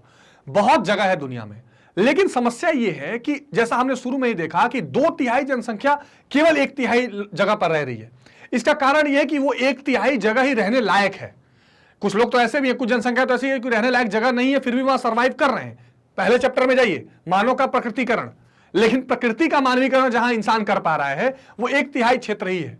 अब होता यह है कि जब कम जगह है लोगों को रहने के लायक, तो वो क्या करते हैं कि ज्यादा से ज्यादा जगहों पर, जब कम से कम जगहों पर जब ज्यादा से ज्यादा लोग रहने लगते हैं, तो उसका घनत्व तो बढ़ता है। अब घनत्व का मतलब क्या है? जैसे मैंने आपको शुरू में बताया, वैसे तो फॉर्मूले को देखेंगे, सिंपल मतलब हम जनसंख्या घनत्व का ये निकालते हैं कि मान लीजिए 1 स्क्वायर किलोमीटर की ये जमीन है, ठीक, चारों तरफ से 1-1 किलोमीटर अगर आप ले लीजिए, 1 स्क्वायर किलोमीटर। अब इस 1 स्क्वायर किलोमीटर के अंदर अगर 80 लोग रह रहे हैं तो जनसंख्या घनत्व 80 हो जाएगा। 800 लोग रह रहे हैं तो 800 हो जाएगा। यानी मतलब यह है, यह देखने का प्रयास किया जाता है कि कितने भूभाग में कितने लोग रह रहे हैं और इसका कारण क्या है, उसमें सुधार कैसे की जा सकती है, और संसाधनों का वितरण उसी हिसाब से किया जाता है। तो लोगों की संख्या एवं भूमि के अनुपात के बीच के संबंध को जनसंख्या का घनत्व कहते हैं। यानी भूमि की कितनी भूमि है और वहां लोग कितना रह रहे हैं, इसका जब हम अनुपात निकालते हैं, एक रेशियो निकालते हैं, तो उसको जनसंख्या घनत्व कहते हैं। यह सामान्यतः प्रति वर्ग किलोमीटर क्षेत्र में रहने वाले व्यक्तियों के रूप में मापा जाता है। यह बहुत महत्वपूर्ण बात है। तो जनरल जब हम एक एक पॉइंट वाइज किसी स्टेट पॉइंट या जगह की देखते हैं तो एक स्क्वायर किलोमीटर के हिसाब से इसको निकालते हैं। लेकिन अगर वैसे आप देखेंगे डेफिनेशन, तो कुल जनसंख्या को कुल क्षेत्रफल से डिवाइड कर दीजिए तो जनसंख्या घनत्व निकल जाता है। ठीक। और अगर हम जनसंख्या घनत्व के हिसाब से देखें तो विश्व को मोटे तौर पर 3 भागों में बांट सकते हैं। कौन कौन से वो 3 भाग हैं महत्वपूर्ण? तो एक है उच्च घनत्व के क्षेत्र, इसके अलावा मध्यम घनत्व के क्षेत्र, और एक निम्न घनत्व के क्षेत्रों की बात यहां पर आती है। ठीक। तो विश्व के जिन क्षेत्रों में जनसंख्या का प्रति वर्ग किलोमीटर घनत्व 50 है, इससे अधिक पाया जाता है, ये उच्च घनत्व वाले प्रदेशों में सम्मिलित किए जाते हैं। इस प्रकार विश्व के अनेक क्षेत्रों में जनसंख्या का घनत्व 53 व्यक्तियों से भी अधिक पाया जाता है। तो मान लीजिए अगर 1 स्क्वायर किलोमीटर हम चारों ओर से लेते हैं और अगर 53 या उससे अधिक पाया जाता है, या 50 ही मान लीजिए, 50 के और उससे अधिक पाया जाता है, तो इसको उच्च घनत्व वाला क्षेत्र कहते हैं। अब सोच के देखिए कि बिहार जैसे प्रदेश में 1100 है, ये दिल्ली जैसे केंद्र शासित प्रदेश में 11,000 है, तो ये कितना परेशानी वाला बात है। तो उच्च घनत्व वाला क्षेत्र हो गया। इसमें अगर आप एग्जाम्पल देखना चाहें तो दक्षिण पूर्वी एशिया जो दुनिया का है, ये जो आप इलाका देख रहे हैं, ठीक, ये इलाके उच्च जनसंख्या घनत्व वाले हैं, क्योंकि जमीनें यहां कम है, समुद्री इलाके हैं, जनसंख्या बढ़ती जा रही है और उच्च घनत्व के लोग यहां पर रह रहे हैं। इसमें जो भारत तो आ ही रहा है, इसमें कोई दो राय नहीं है। भारत, बांग्लादेश, श्रीलंका, पाकिस्तान, फिलीपींस, ताइवान, पूर्वी चीन, कोरिया और जापान, ये सारे, जापान यहां देख लीजिए यहां तक आ गया, ये सारे जो जनसंख्या घनत्व, उच्च जनसंख्या घनत्व वाले देश हैं। प्रति वर्ग किलोमीटर जनसंख्या के औसत भारत में 382 है, जो 2011 का जनगणना हुआ था। पूरे अगर इंडिया का देखें तो पूरे इंडिया में 1 किलोमीटर चारों तरफ अगर आप ले लें तो 382 लोग लगभग रह रहे हैं, हालांकि अलग अलग जगह पर अलग अलग है। ठीक। बांग्लादेश में 1266 व्यक्ति, देखिए कितना ज्यादा है। चीन में 148, जापान में 335। तो इस तरह से जनसंख्या का घनत्व है। इस क्षेत्र में सघन जनसंख्या के प्रमुख कारण कृषि के लिए उत्तम जलवायु, उपजाऊ मिट्टी, विशाल समतल मैदान, सिंचाई के लिए विशाल सदावाहिनी नदियां और सामाजिक और धार्मिक रीति रिवाज आदि हैं। जो फैक्टर हमने अभी थोड़ी देर पहले देखे थे कि कहीं जनसंख्या ज्यादा क्यों रहेगी, ये सारे फैक्टर इस दक्षिण पूर्वी एशिया वाले इलाके में पाए जाते हैं। इसलिए यहां जनसंख्या का घनत्व क्या है? उच्च है। तो उच्च जनसंख्या, उच्च घनत्व वाले क्षेत्रों में अगर आप एग्जाम्पल लें तो दक्षिण पूर्वी एशिया इसका बहुत अच्छा उदाहरण है। इसके अलावा उत्तर पश्चिमी यूरोप, अगर यूरोप का नक्शा आप देखें तो यूरोप में जो उत्तर पश्चिमी वाले इलाके हैं, ऊपर और पश्चिमी वाले इलाके, उसमें जर्मनी जैसे देश शामिल हैं। तो यहां पर क्या होगा? जनसंख्या ज्यादा है। इसमें ब्रिटेन, फ्रांस, हॉलैंड, बेल्जियम, पश्चिमी जर्मनी, स्विट्जरलैंड विशेष उल्लेखनीय है, क्योंकि यहां पर सघन जनसंख्या है और लगभग 117 प्रति व्यक्ति वर्ग किलोमीटर में पाया जाता है। तो उत्तरी पश्चिमी यूरोप है। ठीक। इसके बाद मध्य और उत्तरी पूर्वी संयुक्त राज्य अमेरिका और दक्षिण पूर्वी कनाडा। तो ये जो इलाका है मध्य और ये अटलांटिक तट वाला, ठीक, और इसके अलावा दक्षिण पूर्वी इलाका यानी दक्षिण और पूर्वी ये वाले जो इलाके हैं कनाडा के, यहां पर आप देखेंगे तो बहुत ज्यादा जनसंख्या घनत्व है। इसका कारण ये है कि यहाँ उद्योग ज्यादा पाए जाते हैं, खनिज ज्यादा पाया जाता है, वो सारी सुविधाएं जिसकी चर्चा अभी मैंने की थी, परिवहन के लिए यहाँ पर झील नदियां पाई जा रही हैं, उद्योग है तो लोग हैं। इसके अलावा जो अपना जीवन यापन करने का यहाँ पर संभावना है वो ज्यादा है। तो 3 महत्वपूर्ण उदाहरण हमने कौन कौन से देख लिए दुनिया में? दक्षिण पूर्वी एशिया, इसके अलावा उत्तर पश्चिमी यूरोप और मध्य एवं उत्तरी पूर्वी संयुक्त ये वाला राज्य अमेरिका और दक्षिणी पूर्वी कनाडा, जो अपलेशियन प्रदेश है ये पूरा अमेरिका में, ये जिसकी चर्चा हमने की थी। अब देखिए जरा अगर वैसे भी महत्व हम देख लें, मैप में देख लें कि कौन से ज्यादा है, तो ये देखिए ये पूर्वी उत्तर अमेरिका वाला क्षेत्र है, ये उच्च घनत्व वाले इलाके हैं जिनको आप देख रहे हैं। ये देखिए भारत, ये दक्षिण पर, ये जितने ये काले में हैं ये सब के सब क्या है? ये बिल्कुल एक तरह से उच्च आप कह सकते हैं घनत्व वाले इलाके हैं। इसके अलावा जो डॉटेड लाइन आप देख रहे हैं, यहाँ 10 से 60 के बीच में क्या है? जनसंख्या घनत्व। देखिए ये डॉटेड लाइन आप देख रहे हैं दुनिया में, ठीक। और जो बिल्कुल व्हाइट है यहाँ पर बिल्कुल कम लोग हैं, जैसे ये डिजर्ट वाला इलाका, जैसे ये पूरा बर्फ से घिरा जो ये पूरा इलाका है, देख रहे हैं ये बर्फ से घिरा वाला इलाका साइबेरिया। इसके अलावा ये जो ये माउंटेनियस इलाका है, यहाँ पर आप देख लेंगे, ये देख लेंगे ये अमेजन बेसिन के आसपास घने जंगल हैं, लोग वहां पर कम हैं। तो ये बहुत अच्छा एक चित्रण किया गया है। इसमें आप देख सकते हैं कि जो काले में आपको दिख रहा है घिरा हुआ, ये ज्यादा उच्च घनत्व वाले देश हैं ये पूरे दुनिया के मैप पर। इसके अलावा जो ये आपको हल्का डॉटेड दिखाई दे रहा है, यहाँ पर 10 से 60 जनसंख्या का घनत्व है, और जो बिल्कुल सफेद दिखाई दे रहे क्षेत्र हैं, इन क्षेत्रों में जनसंख्या का घनत्व बहुत ही कम है। ठीक, समझ में आ रही बात? कहीं कोई समस्या नहीं है? चलिए आगे देखते हैं। अब मध्यम घनत्व के क्षेत्र की बात कर लें तो मध्यम घनत्व के क्षेत्र में विश्व के सभी भाग जहां जनसंख्या का घनत्व 10 से 60 है। अब इस मैप में भी आप देख सकते हैं ये 10 से 60 वाले ये सारे इलाके हैं, है ना। ये देखिए ये मध्यम जनसंख्या घनत्व वाले एरिया है। ठीक, आ रही बात समझ में? तो आप अगर एक पॉइंट नोट करना चाहें, यानी ठीक है,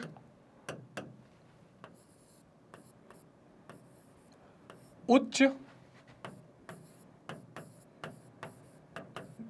जनसंख्या घनत्व कितना होना चाहिए? 50 से अधिक। ठीक है, या इसको सिंपल लिख लीजिए, 50 से अधिक। इसके अलावा मध्यम, क्योंकि ये क्वेश्चन पूछा गया एग्जाम में, ये बहुत बार भूलता है, इसलिए मैं आपको लिख दे रहा हूं, जनसंख्या घनत्व। इसमें आप 10 से 60 तक ले सकते हैं। ठीक है, मध्य में भी रख सकते हैं, कई बार 50 तक वैसे रखना चाहिए, लेकिन 10 से 60 में ले सकते हैं। ठीक है, और निचले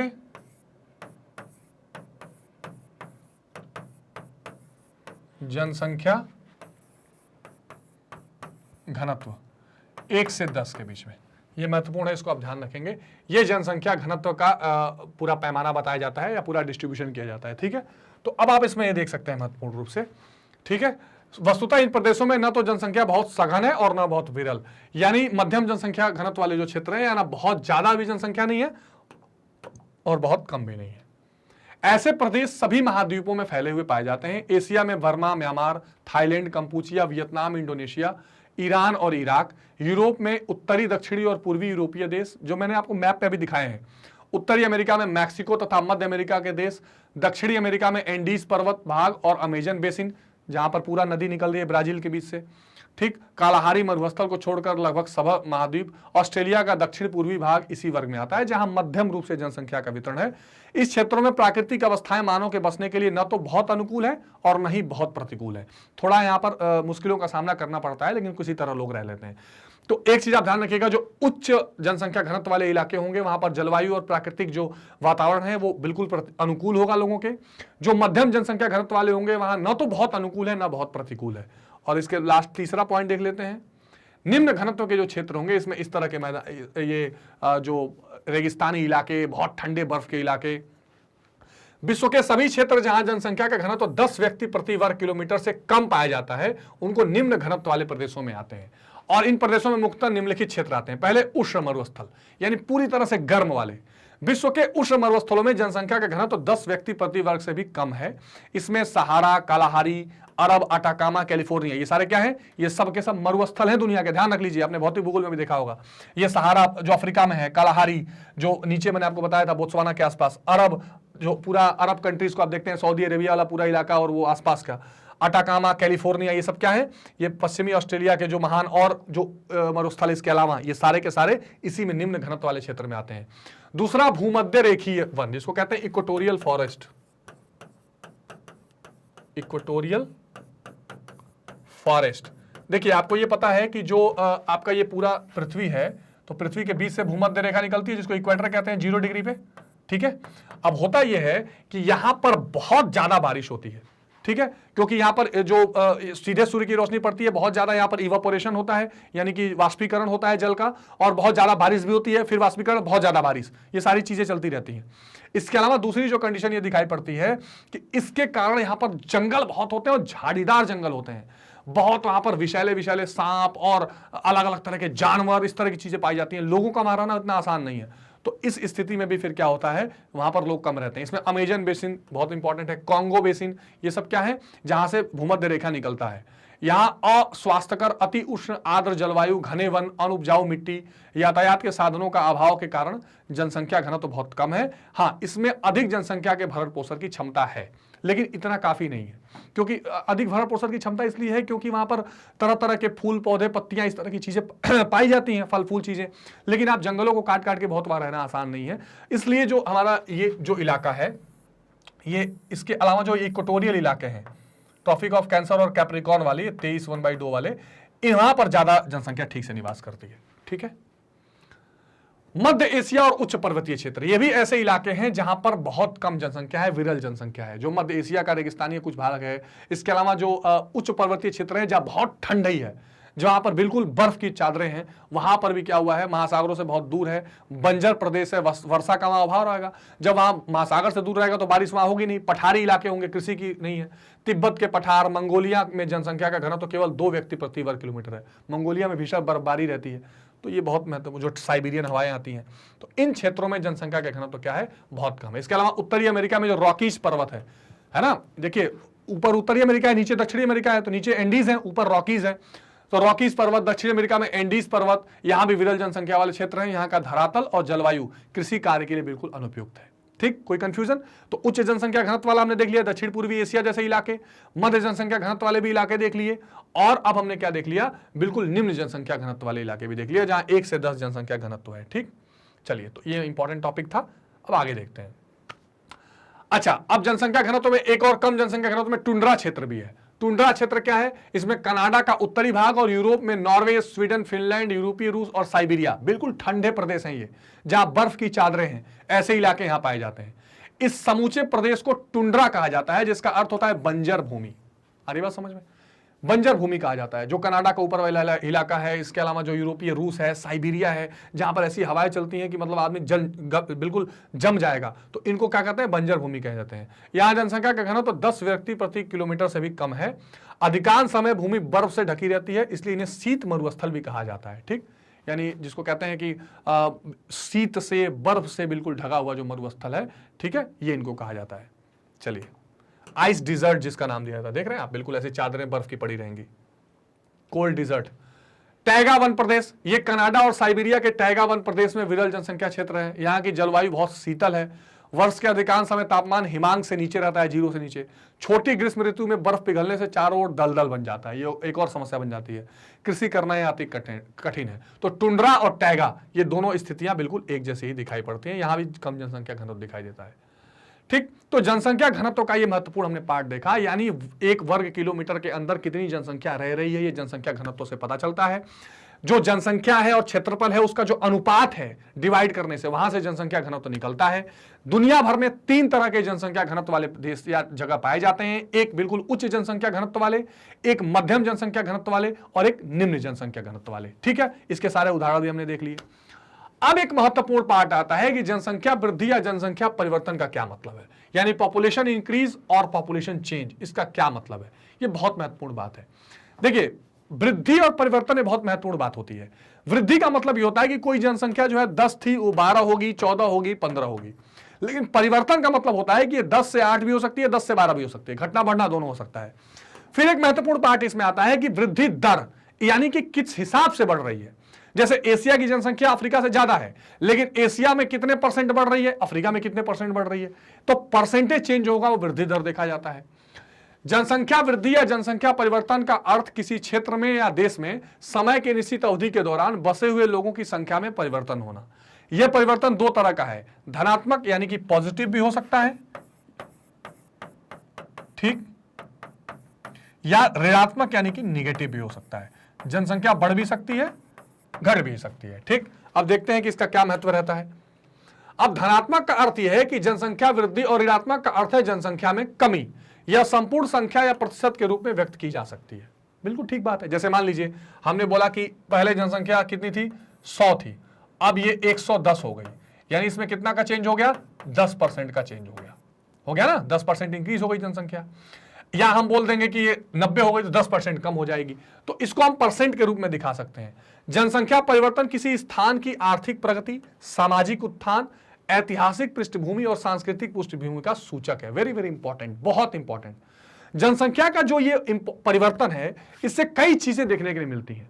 हो सकता है वहां की आर्थिक स्थिति और अच्छी हो रही हो, इसलिए वहां ज्यादा लोग जा रहे हैं। ठीक, हो सकता है कि वहां पे कोई सामाजिक उत्थान हुआ हो, इसलिए जनसंख्या कम भी हो गई हो, कि लोग सोशली अवेयर हो गए कि भाई जनसंख्या नहीं बढ़ानी चाहिए, तो जनसंख्या को कम भी किया जा रहा है।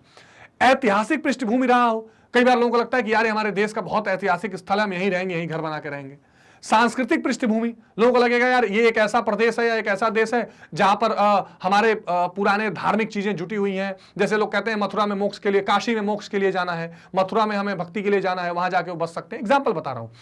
तो ऐसी स्थितियां दिखाई पड़ती हैं किसी भी जनसंख्या परिवर्तन के कारण। भाई अगर किसी प्रदेश या शहर में जनसंख्या बढ़ती जा रही है तो इसके क्या कारण हो सकते हैं? इसका कारण हो सकता है कि वहां आर्थिक प्रगति अच्छी हो रही हो, सामाजिक उत्थान हो रहा हो, या हिस्टोरिकल पृष्ठभूमि वहां की अच्छी हो, या कल्चरल जो बैकग्राउंड है वो अच्छा दिखाई पड़ रहा हो, ऐसा भी इसमें देखा जा सकता है। ठीक, अब देखिए इसमें जो महत्वपूर्ण कुछ शब्दावलियां हैं, कुछ इंपॉर्टेंट जो चेंज के संबंधित कुछ महत्वपूर्ण चीजें हैं, इसको जरूर देख लेते हैं। जैसे जनसंख्या से संबंधित शब्दावली में एक आता है जनसंख्या वृद्धि।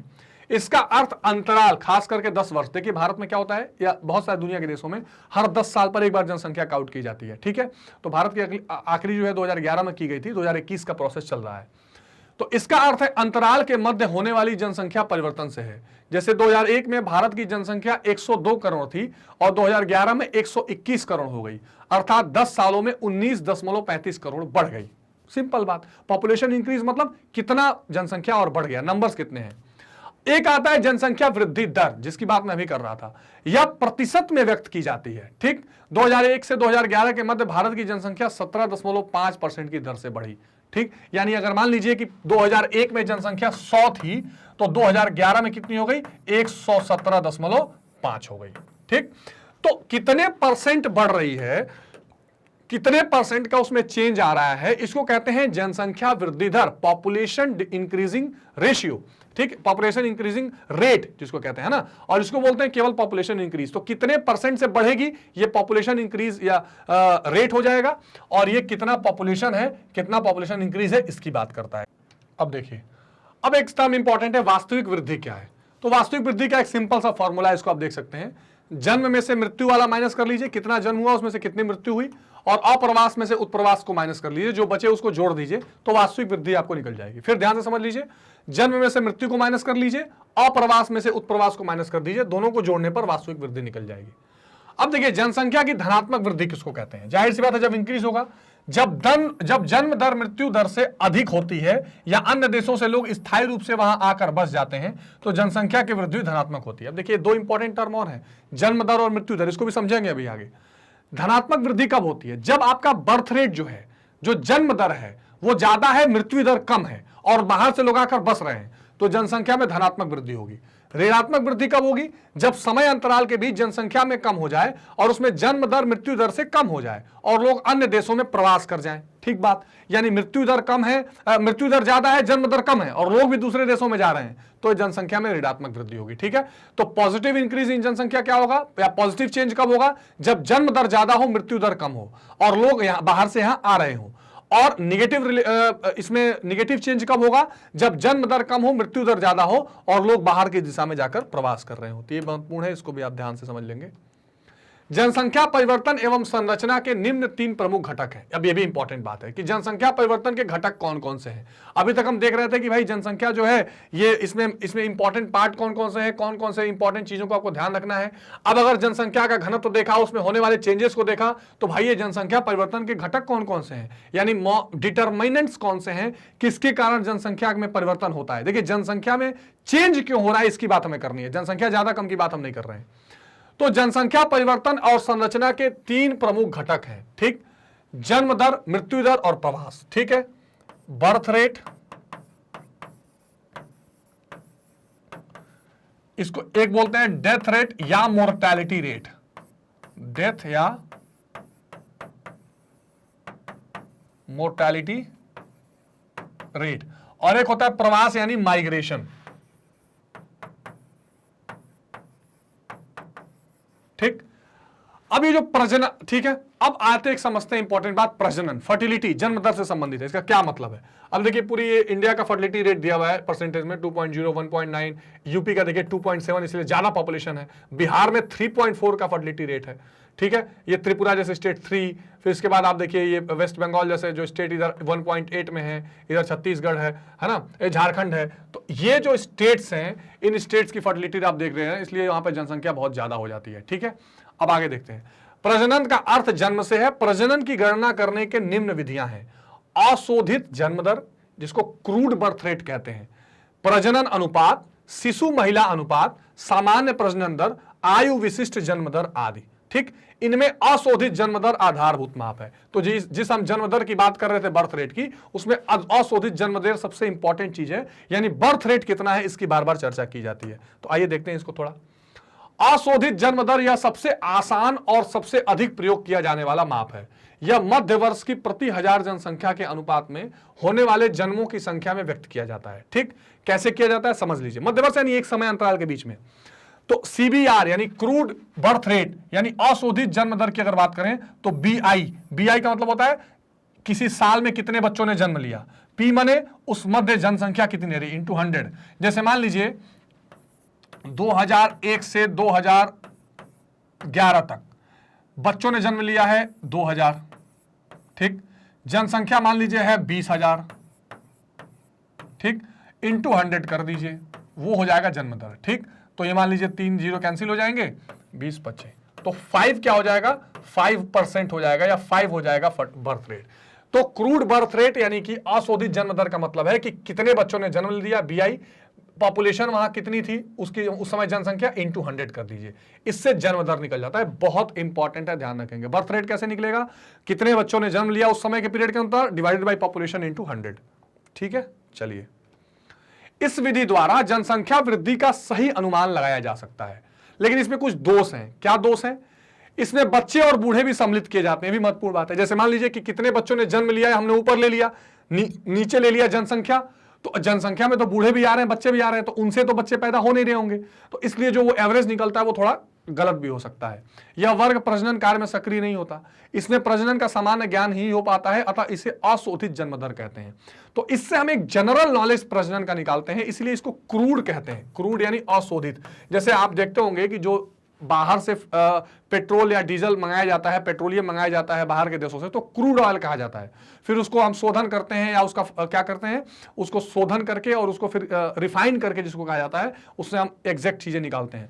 तो ये क्या होता है, अशोधित जन्म दर है, जो किससे निकल रहा है, फिर से समझ लीजिए, बीआई यानी कितने बच्चों ने बर्थ लिया into population into upon population into 100, ये अशोधित जन्म दर है।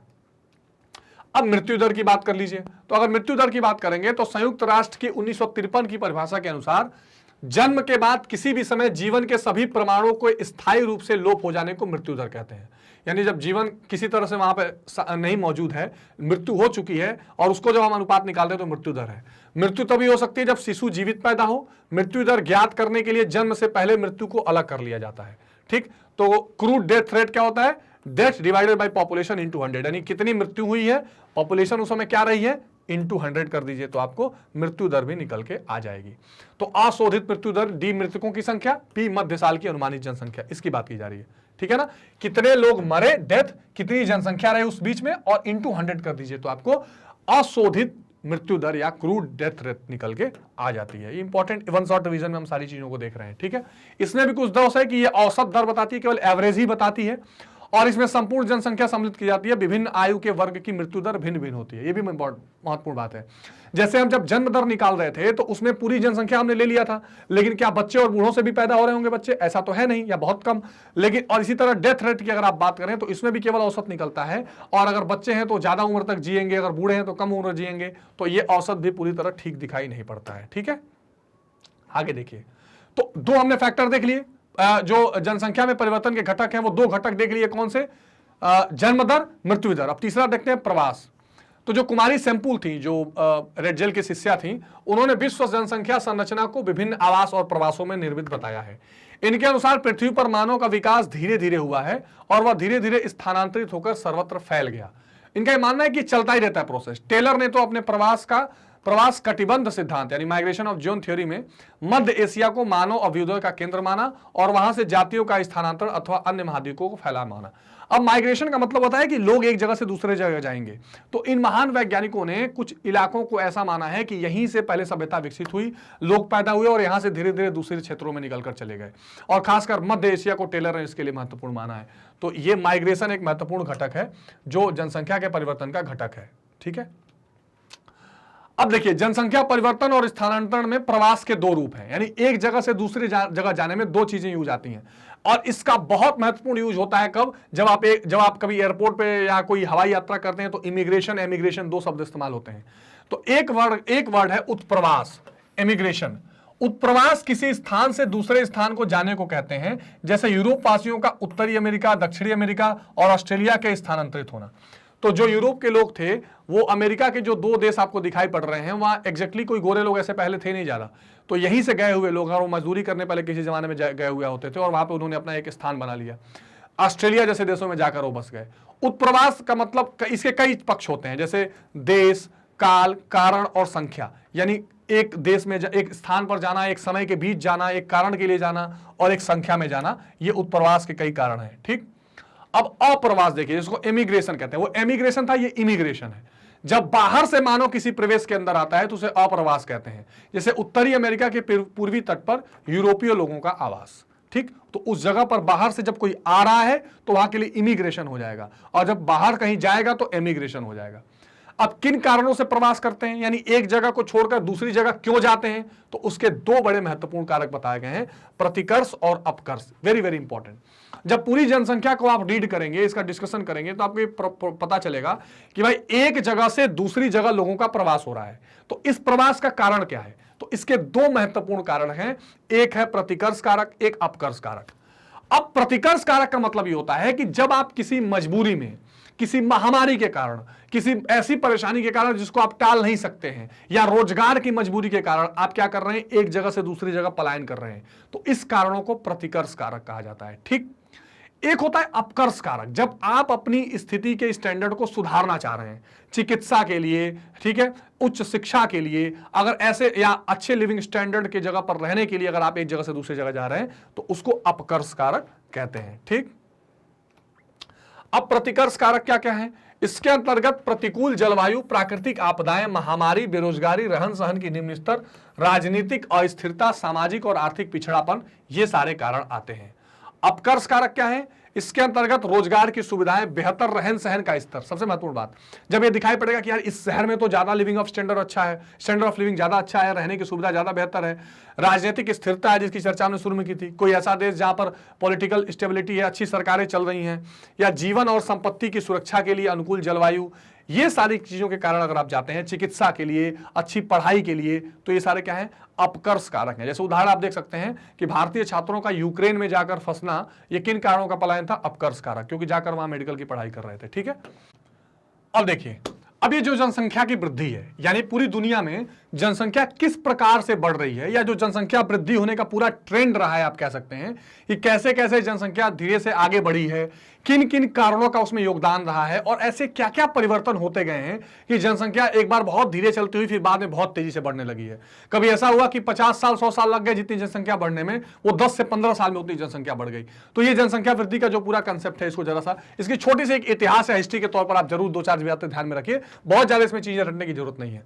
तो वर्तमान में विश्व जनसंख्या तेजी से बढ़ रही है, बावजूद इसके जनसंख्या के वृद्धि दर में कमी हो रही है। ये इंपॉर्टेंट समझ लीजिए कि, और खास करके जो विकसित देश हैं, अभी मैं आपको आगे समझाऊंगा जनसंख्या संक्रमण वाली बात, कि जनसंख्या बढ़ तो रही है लेकिन बढ़ने का जो रेट है वो कम हो गया है, क्योंकि लोगों में अवेयरनेस आ रही है। एक अनुमान के अनुसार 1830 तक विश्व की कुल जनसंख्या 1 अरब थी और 1930 तक बढ़कर वो दोगुनी हो गई। इसके बाद 30 वर्षों में 1960 तक 3 अरब हो गई।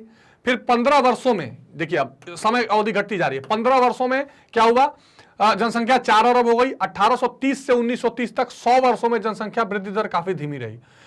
इसके बाद के वर्षों में इसमें तीव्र वृद्धि हुई और 1990 तक कितनी हो गई, 5 अरब, और फिर 10 साल में ही वो 6 अरब हो गई तुरंत। 1999 को विश्व आबादी 6 अरब हो गई और बढ़कर वर्तमान में 7 अरब के आंकड़ों को छू चुकी है, और माना जा रहा है कि 2030 तक 8.1 अरब जनसंख्या हो जाएगी।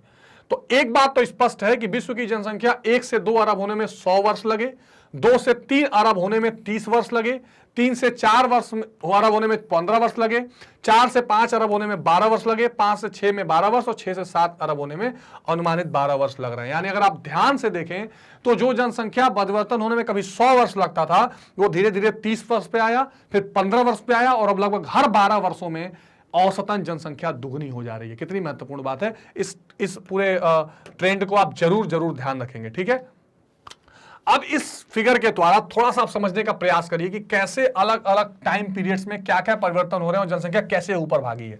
अगर वर्तमान से 12,000 ईस्वा पूर्व आप चलें तो केवल 0.25 अरब केवल यहाँ जनसंख्या थी, और मात्र एक चीज का जो विकास हुआ था वो कृषि का हुआ था, और उसका थोड़ा थोड़ा विकास, उसका विस्तार हो रहा था। ईसा का जन्म, यानी अगर आप एक पहली शताब्दी के आसपास अगर आप बात करें तो यहां पर जनसंख्या आप देखिए 0.5 अरब के आसपास आया है।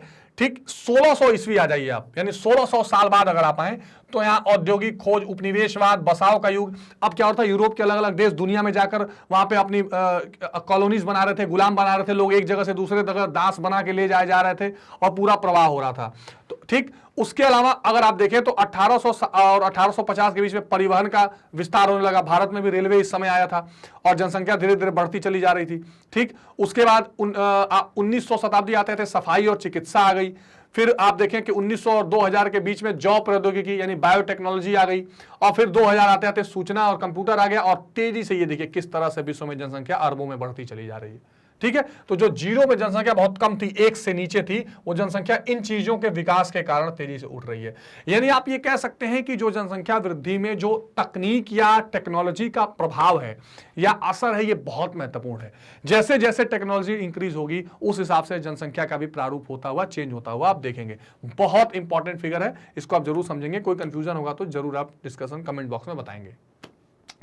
अब देखिए ये जो जनसंख्या वृद्धि है और ये जो समय अंतराल जो मैं आपको पहले बता रहा था वो इसमें आप देख सकते हैं।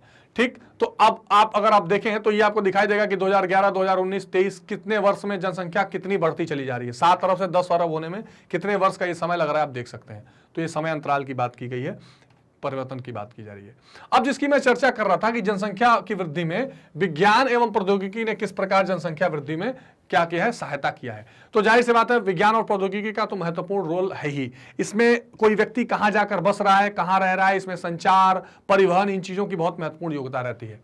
तो मानवीय एवं प्राणी ऊर्जा के स्थान पर भाप इंजन प्रयोग होने लगे, जिसने पवन और जल के लिए यांत्रिक ऊर्जा उपलब्ध हो गई, जिसके कारण कृषिगत और औद्योगिक उत्पादन में बढ़ोतरी हुई। देखिए ये एक इंपॉर्टेंट एग्जाम्पल है कि पहले क्या हो रहा था कि मानव और प्राणी का ऊर्जा इस्तेमाल हो रहा था, इसके बाद भाप इंजन, स्टीम इंजन जैसे इस्तेमाल होने लगा, उसका विकास हुआ और इससे फिर क्या हुआ, हवा और जल के लिए यांत्रिक ऊर्जा बनने लगी उसका इस्तेमाल करके, है ना। जैसे आप देखते हैं विंड एनर्जी से, इसके बाद हाइडल प्रोजेक्ट जो पानी के पन विद्युत बिजली परियोजनाएं आती हैं और इससे फिर क्या हुआ, कृषि और उद्योग दोनों का विकास हुआ। चिकित्सा सुविधाओं में सुधार के कारण महामारी और अन्य संक्रमण रोगों का निदान के लिए टीके आ गए, अब लोग मर कम रहे हैं। अब जैसे मान लीजिए कोरोना काल आया था, कोरोना में अगर ये टीका नहीं डेवलप होता, वैक्सीनेशन नहीं होता तो शायद और बहुत लोग मर जाते। तो डेथ रेट को कंट्रोल कर लिया गया, ये बहुत महत्वपूर्ण बात समझिए। खास करके जो डेवलपिंग कंट्रीज हैं, विकासशील देश हैं, इन्होंने क्या किया, जन्म दर को तो बढ़ने दिया और डेथ रेट जो है उन पर अच्छी अच्छी दवाइयां और हॉस्पिटल चिकित्सा सुविधाएं करके उस पर कंट्रोल कर ली। तो लोग मर कम रहे, जन्म दर ज्यादा है तो पॉपुलेशन इंक्रीज होती चली गई। तो मृत्यु दर में जो गिरावट आई है, इसके कारण जनसंख्या में क्या हुआ है, वृद्धि हुआ है। और ये मृत्यु दर में गिरावट में विज्ञान और प्रौद्योगिकी का बहुत इंपॉर्टेंट रोल है, जो लाइफ स्टैंडर्ड को इंक्रीज कर रहा है, जो चिकित्सा को बढ़िया बेहतर बना रहा है और महामारियों से भी बचने का प्रयास कर रहा है। ठीक है, अब अगर आप वृद्धि दर देखें कुछ देशों की, तो आप वृद्धि दर देख सकते हैं कि कैसे 2015 से 20 के बीच में ये वृद्धि दर आप देखिए 3 जो नाइजर जैसे देश हैं इसमें 3.81 का वृद्धि दर है।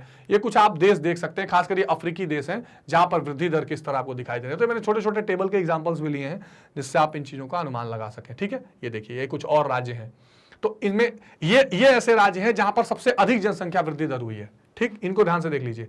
और इसीलिए अफ्रीका जो महाद्वीप है ना, ये सबसे ज्यादा जनसंख्या वृद्धि दर वाला माना जाता है। हालांकि सबसे अधिक जनसंख्या एशिया में है और सबसे कम वृद्धि दर वाले इस्तोनिया, Croatia, Bulgaria, Kazakhstan, Romania, Hungary यानी यूरोप के और सेंट्रल एशिया के देश हैं जहां पर ये वृद्धि दर पॉपुलेशन का माइनस में है, बढ़ने के बजाय घट रही है। लातविया एक इसमें देश है इंपॉर्टेंट जहां घटती रहती है। तो ये महत्वपूर्ण एग्जाम्पल्स है, इसका भी स्क्रीनशॉट आप जरूर ले लेंगे और इसको बार बार रिवाइज करने की कोशिश करेंगे।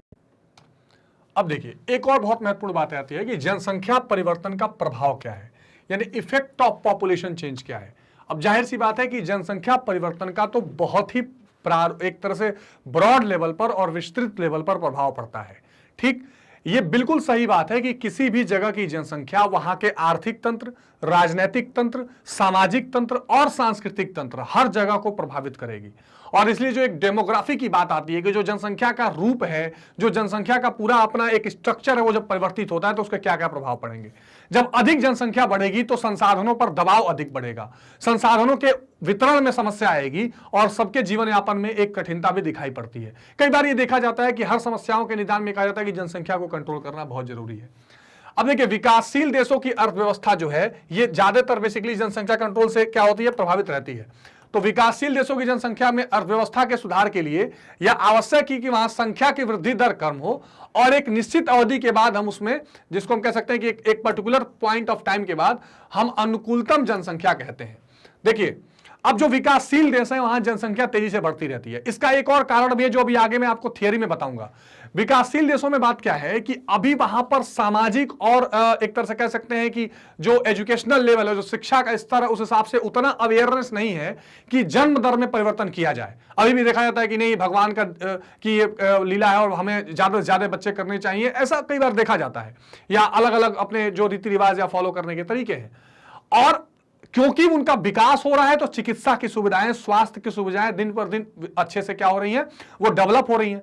जब डेवलप हो रही हैं तो वो मृत्यु दर को कंट्रोल कर लेते हैं, जन्म दर को नहीं रोक पाते। ऐसी स्थिति में विकासशील देशों में क्या हो जाता है, जनसंख्या बढ़ती रहती है। तो यदि जनसंख्या बढ़ेगी तो जनसंख्या वृद्धि अनेक समस्याओं को उत्पन्न करेगी। इसमें संसाधनों का ह्रास, जनसंख्या का ह्रास भी एक शिक्षा का विषय है।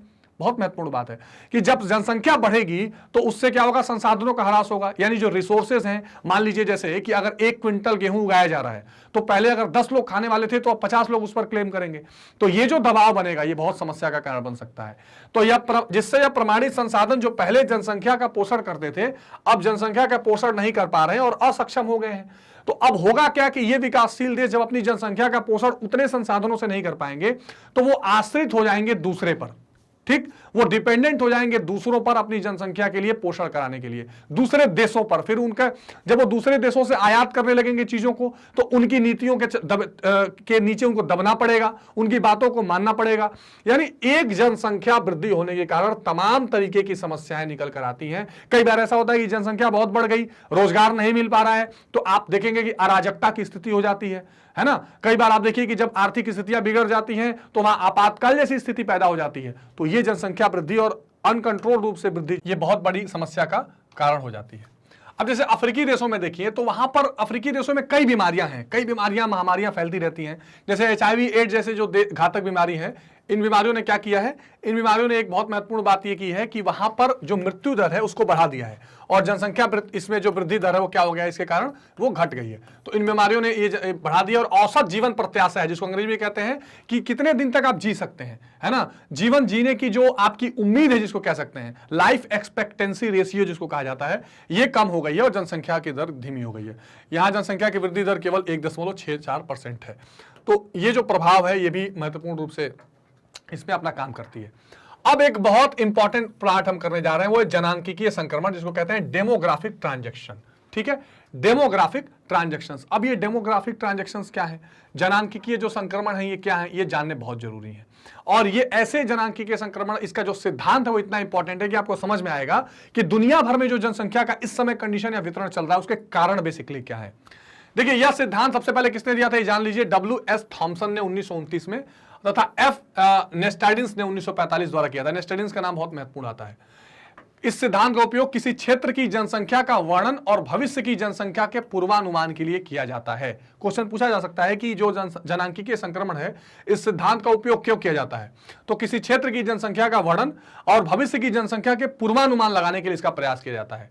इस सिद्धांत से यह तात्पर्य निकलता है कि जैसे ही समाज, ध्यान से समझिए, ग्रामीण, खेतिहर और अशिक्षित अवस्था आगे उन्नति करके नगरीय, औद्योगिक और साक्षर बनता है, उस समाज की जनसंख्या उच्च जन्म और उच्च मृत्यु दर से निकलकर निम्न जन्म और निम्न मृत्यु दर में परिवर्तित हो जाती है। Very very important.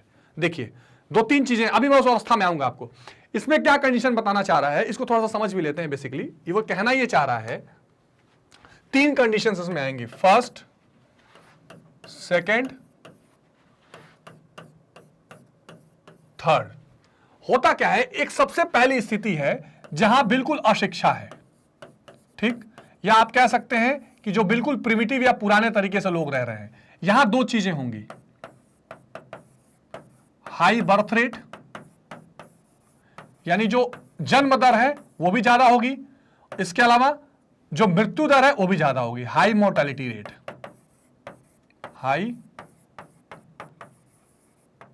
Mortality rate, यानी जो मृत्यु दर है वो दोनों यहां पे ज्यादा होगी। लोग खूब बच्चे पैदा होंगे वहां, और क्योंकि वहां कोई स्वास्थ्य सुविधा नहीं है, कोई चिकित्सा नहीं है, तो लोग मरेंगे भी तेजी से। ठीक, दूसरी स्थिति में आइए।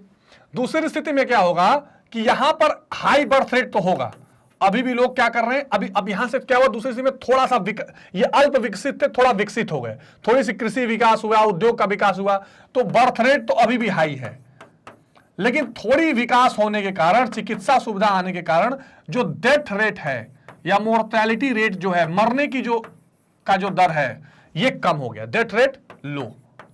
ठीक, तो अब ज्यादा से ज्यादा बच्चे हो रहे हैं, मर कम रहे हैं, तो यहां जनसंख्या बहुत ज्यादा हो जाएगी। थर्ड कंडीशन आती है जो सबसे ज्यादा क्या है, डेवलप्ड है, यानी लोग यहां पर विकसित हो चुके हैं, लोगों की नगरीय स्थिति आ गई है, लोगों की सूझबूझ समझ में आ गई है, शिक्षा का परिवर्तन हो चुका है, सामाजिक परिवर्तन हो चुका है, तो यहां क्या होगा, निम्न जन्म दर, यानी जो बर्थ रेट है वो भी कम हो जाएगा, और क्या हो जाएगा, निम्न मृत्यु दर, क्योंकि वो डेवलप्ड है तो स्वास्थ्य भी अच्छा है, तो लोग मरेंगे भी कम। ठीक, क्योंकि लोगों को ये लग गया है कि ज्यादा जनसंख्या नहीं चाहिए, तो बर्थ रेट भी कम हो जाएगा, मृत्यु रेट भी कम हो जाएगा।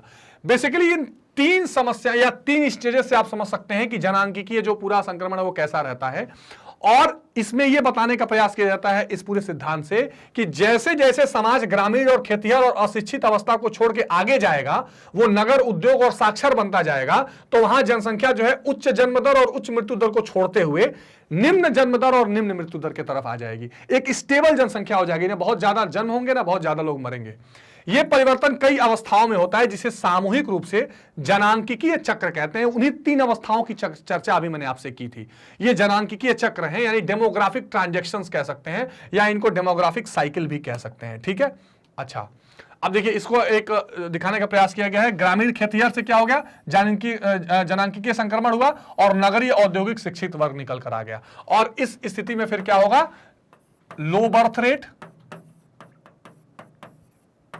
ठीक, एंड लो डेथ रेट,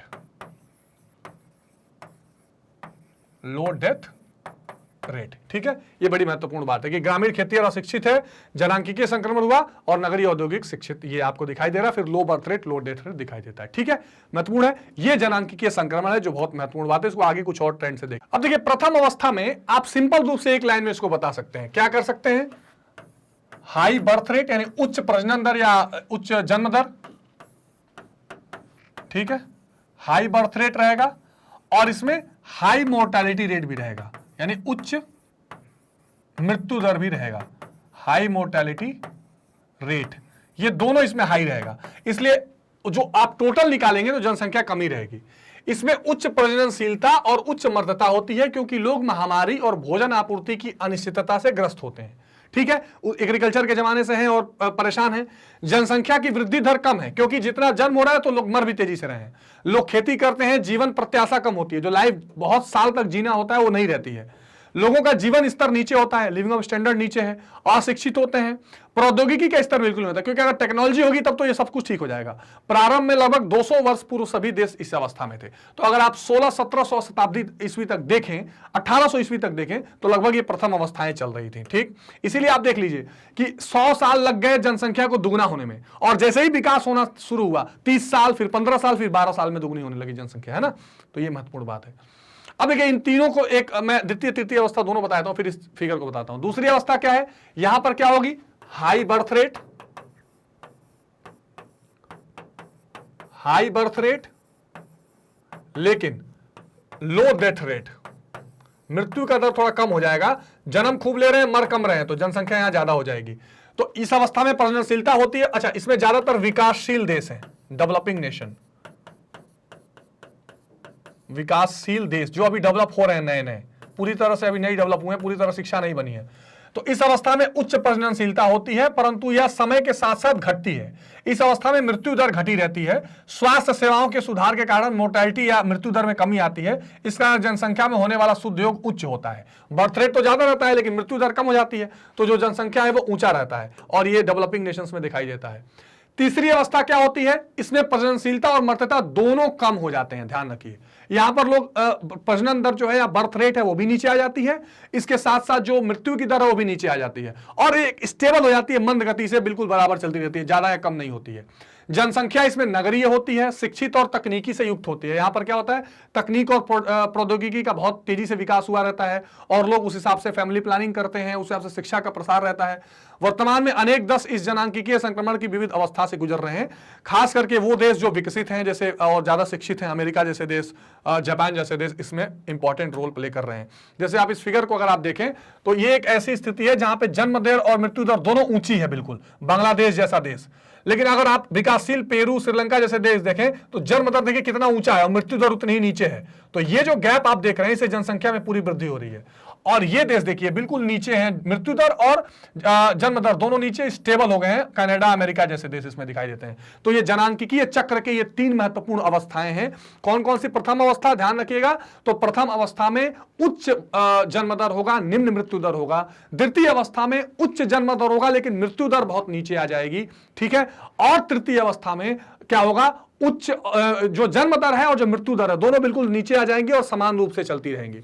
जो बहुत अल्प विकसित देश हैं या पुराने कृषि पर आधारित चलने वाले देश हैं वो प्रथम अवस्था में रहते हैं। जो अभी धीरे धीरे विकास कर रहे हैं और कुछ कुछ स्वास्थ्य सेवाएं उनकी डेवलप हुई हैं वो द्वितीय अवस्था में होते हैं। और जो पूरी तरह से विकसित हो चुके हैं, तकनीक और प्रौद्योगिकी का सही इस्तेमाल कर रहे हैं, वो तृतीय अवस्था में पाए जाते हैं और उनकी जनसंख्या कुल मिलाकर स्टेबल रहती है। तो प्रथम अवस्था में जो होती है भी ध्यान रखिएगा। प्रथम अवस्था अगर आप देखें, फर्स्ट वाली अवस्था देखें तो ओवरऑल जो जनसंख्या है, जनसंख्या वृद्धि कम होगी। जो दूसरी अवस्था है सेकंड वाली, इसमें क्या होगा, जनसंख्या वृद्धि अधिक होगी। और जो तीसरी स्टेज अवस्था रहेगी इसमें क्या होगी, स्टेबल बनी रहेगी या स्थिर जनसंख्या वृद्धि रहेगी, ठीक है। ये भी डिफरेंस आप बिल्कुल ध्यान रखेंगे, ये बहुत महत्वपूर्ण है, इसको आपको ध्यान में रखें। तो दूसरी और तीसरी अवस्था हो गई। अब देखिए एक और महत्वपूर्ण बात, क्योंकि हम जनसंख्या पर ये बातचीत कर रहे हैं तो कुछ उपायों की बात जरूर कर लेते हैं। जनसंख्या नियंत्रण के निम्न उपाय किए जा सकते हैं। क्या? परिवार नियोजन, इसको कहते हैं फैमिली प्लानिंग। फैमिली प्लानिंग, ठीक है। आपने एक नारा सुना होगा, हम दो हमारे दो। क्या है? परिवार नियोजन की बात है, यानी हम कम से कम बच्चों को जन्म दें जिससे कि क्या हो, जनसंख्या में एक स्टेबिलिटी बनी रहे। 2 बच्चों के बीच के जन्म का अंतराल अधिक रखना। जाहिर सी बात है, अगर 2 बच्चों के बीच में कम जन्म का ज्यादा अंतराल रहेगा तो आदमी क्या करेगा, 20-25 साल तक बच्चे जन्म दे सकता है जो युवक है। तो अगर एक जल्दी जल्दी बच्चे होंगे तो फिर कई बच्चे होने के चांसेस रहेंगे। लेकिन अगर 2 बच्चों के बीच में अंतराल रहेगा तो उससे क्या होगा, माता का स्वास्थ्य भी ठीक रहेगा और बहुत ज्यादा बच्चे पैदा होने की संभावना कम रहेगी। महिलाओं के स्वास्थ्य के प्रति जागरूक रहना, गर्भ निरोधक की सुगम उपलब्धता कराना, जिससे ऐसी आजकल की दवाइयां और उपकरण हैं जिससे आप क्या कर सकते हैं, गर्भ को रोक सकते हैं या जिससे बच्चा पैदा होने की संभावनाओं को कम कर सकते हैं। तो इसको ठीक से उपलब्ध कराना और अधिक जनसंख्या वृद्धि के कारण अकाल, बीमारी और युद्ध जैसी स्थितियां होती हैं, इससे बचा जा सकता है। इस बात को सूचना देना, शिक्षित करना, लोगों को समझाना, सामाजिक चेतना लाना कि जनसंख्या का कम होना या जनसंख्या में कमी होना ही अल्टीमेटली सभी परेशानियों का निदान है। सभी परेशानियों का कारण भी जनसंख्या में वृद्धि है और उसका एक सभी परेशानियों का अप्रत्यक्ष और अप्रत्यक्ष एक तरह से उपाय भी यह है कि जनसंख्या में धीरे धीरे कमी की जाए, ठीक है। और यह पूरे विश्व स्तर पर होना आवश्यक है। तो स्टूडेंट्स, ये जो पूरा महत्वपूर्ण चैप्टर था एक बार में हमने करने की कोशिश की है कि विश्व जनसंख्या क्या है, विश्व जनसंख्या का वितरण क्या है, वितरण कहां कहां किस किस एरिया में किया गया है, विश्व जनसंख्या का जो वितरण के कारण है वो कौन कौन से हैं, क्यों कहीं जनसंख्या ज्यादा है, क्यों कहीं कम है। तो फिर उससे जनसंख्या घनत्व का कंसेप्ट आया, जनसंख्या घनत्व के क्या क्या कारण है और 3 घटक जनसंख्या परिवर्तन के क्या क्या हैं, जिसमें हमने महत्वपूर्ण चीजें देखी, जन्म दर, मृत्यु दर और प्रवास देखा। बाद में और चीजें देखी कि भाई जनसंख्या में होने वाले परिवर्तन का प्रभाव क्या पड़ रहा है और जनसंख्या को नियंत्रित कैसे किया जा सकता है। तो आई होप कि ये चैप्टर आपको बिल्कुल अच्छे से ठीक से समझ में आ गया होगा। बार बार रिवाइज करेंगे, कंसेप्ट वीडियोस भी देखेंगे, इसके एनसीईआरटी सॉल्यूशन एमसीक्यूज भी देखेंगे और कहीं कोई समस्या हो तो इस बारे में जरूर सूचित करेंगे, कमेंट सेक्शन में जरूर बताएंगे। स्टूडेंट्स, मैग्नेट ब्रेन्स हिंदी पर एक ऐसा प्लेटफॉर्म आपको मिला है जहां कक्षा 6 से 12 तक के लिए जो जितने स्टेट बोर्ड्स हैं, चाहे वो एमपी बोर्ड हो, राजस्थान बोर्ड हो, यूपी बोर्ड हो, बिहार बोर्ड हो, छत्तीसगढ़ बोर्ड हो, सभी बोर्ड्स की 6 से 12 तक की बिल्कुल निःशुल्क पढ़ाई की जा रही है। कोई आपको पेड सब्सक्रिप्शन नहीं लेना है, केवल इतना करना है स्टूडेंट्स कि ज्यादा से ज्यादा लाइक, शेयर और सब्सक्राइब करिए ताकि इस तरह के बहुत महत्वपूर्ण वीडियोस हम आप तक लेकर आते रहें और आप बेहतरीन तरीके से घर बैठे आराम से पढ़ाई कर सकें। ठीक है स्टूडेंट्स, तो इस इंपॉर्टेंट चैप्टर को बार बार रिवाइज करिए। मिलते हैं अगले वीडियो में, तब तक टेक केयर, गुड बाय।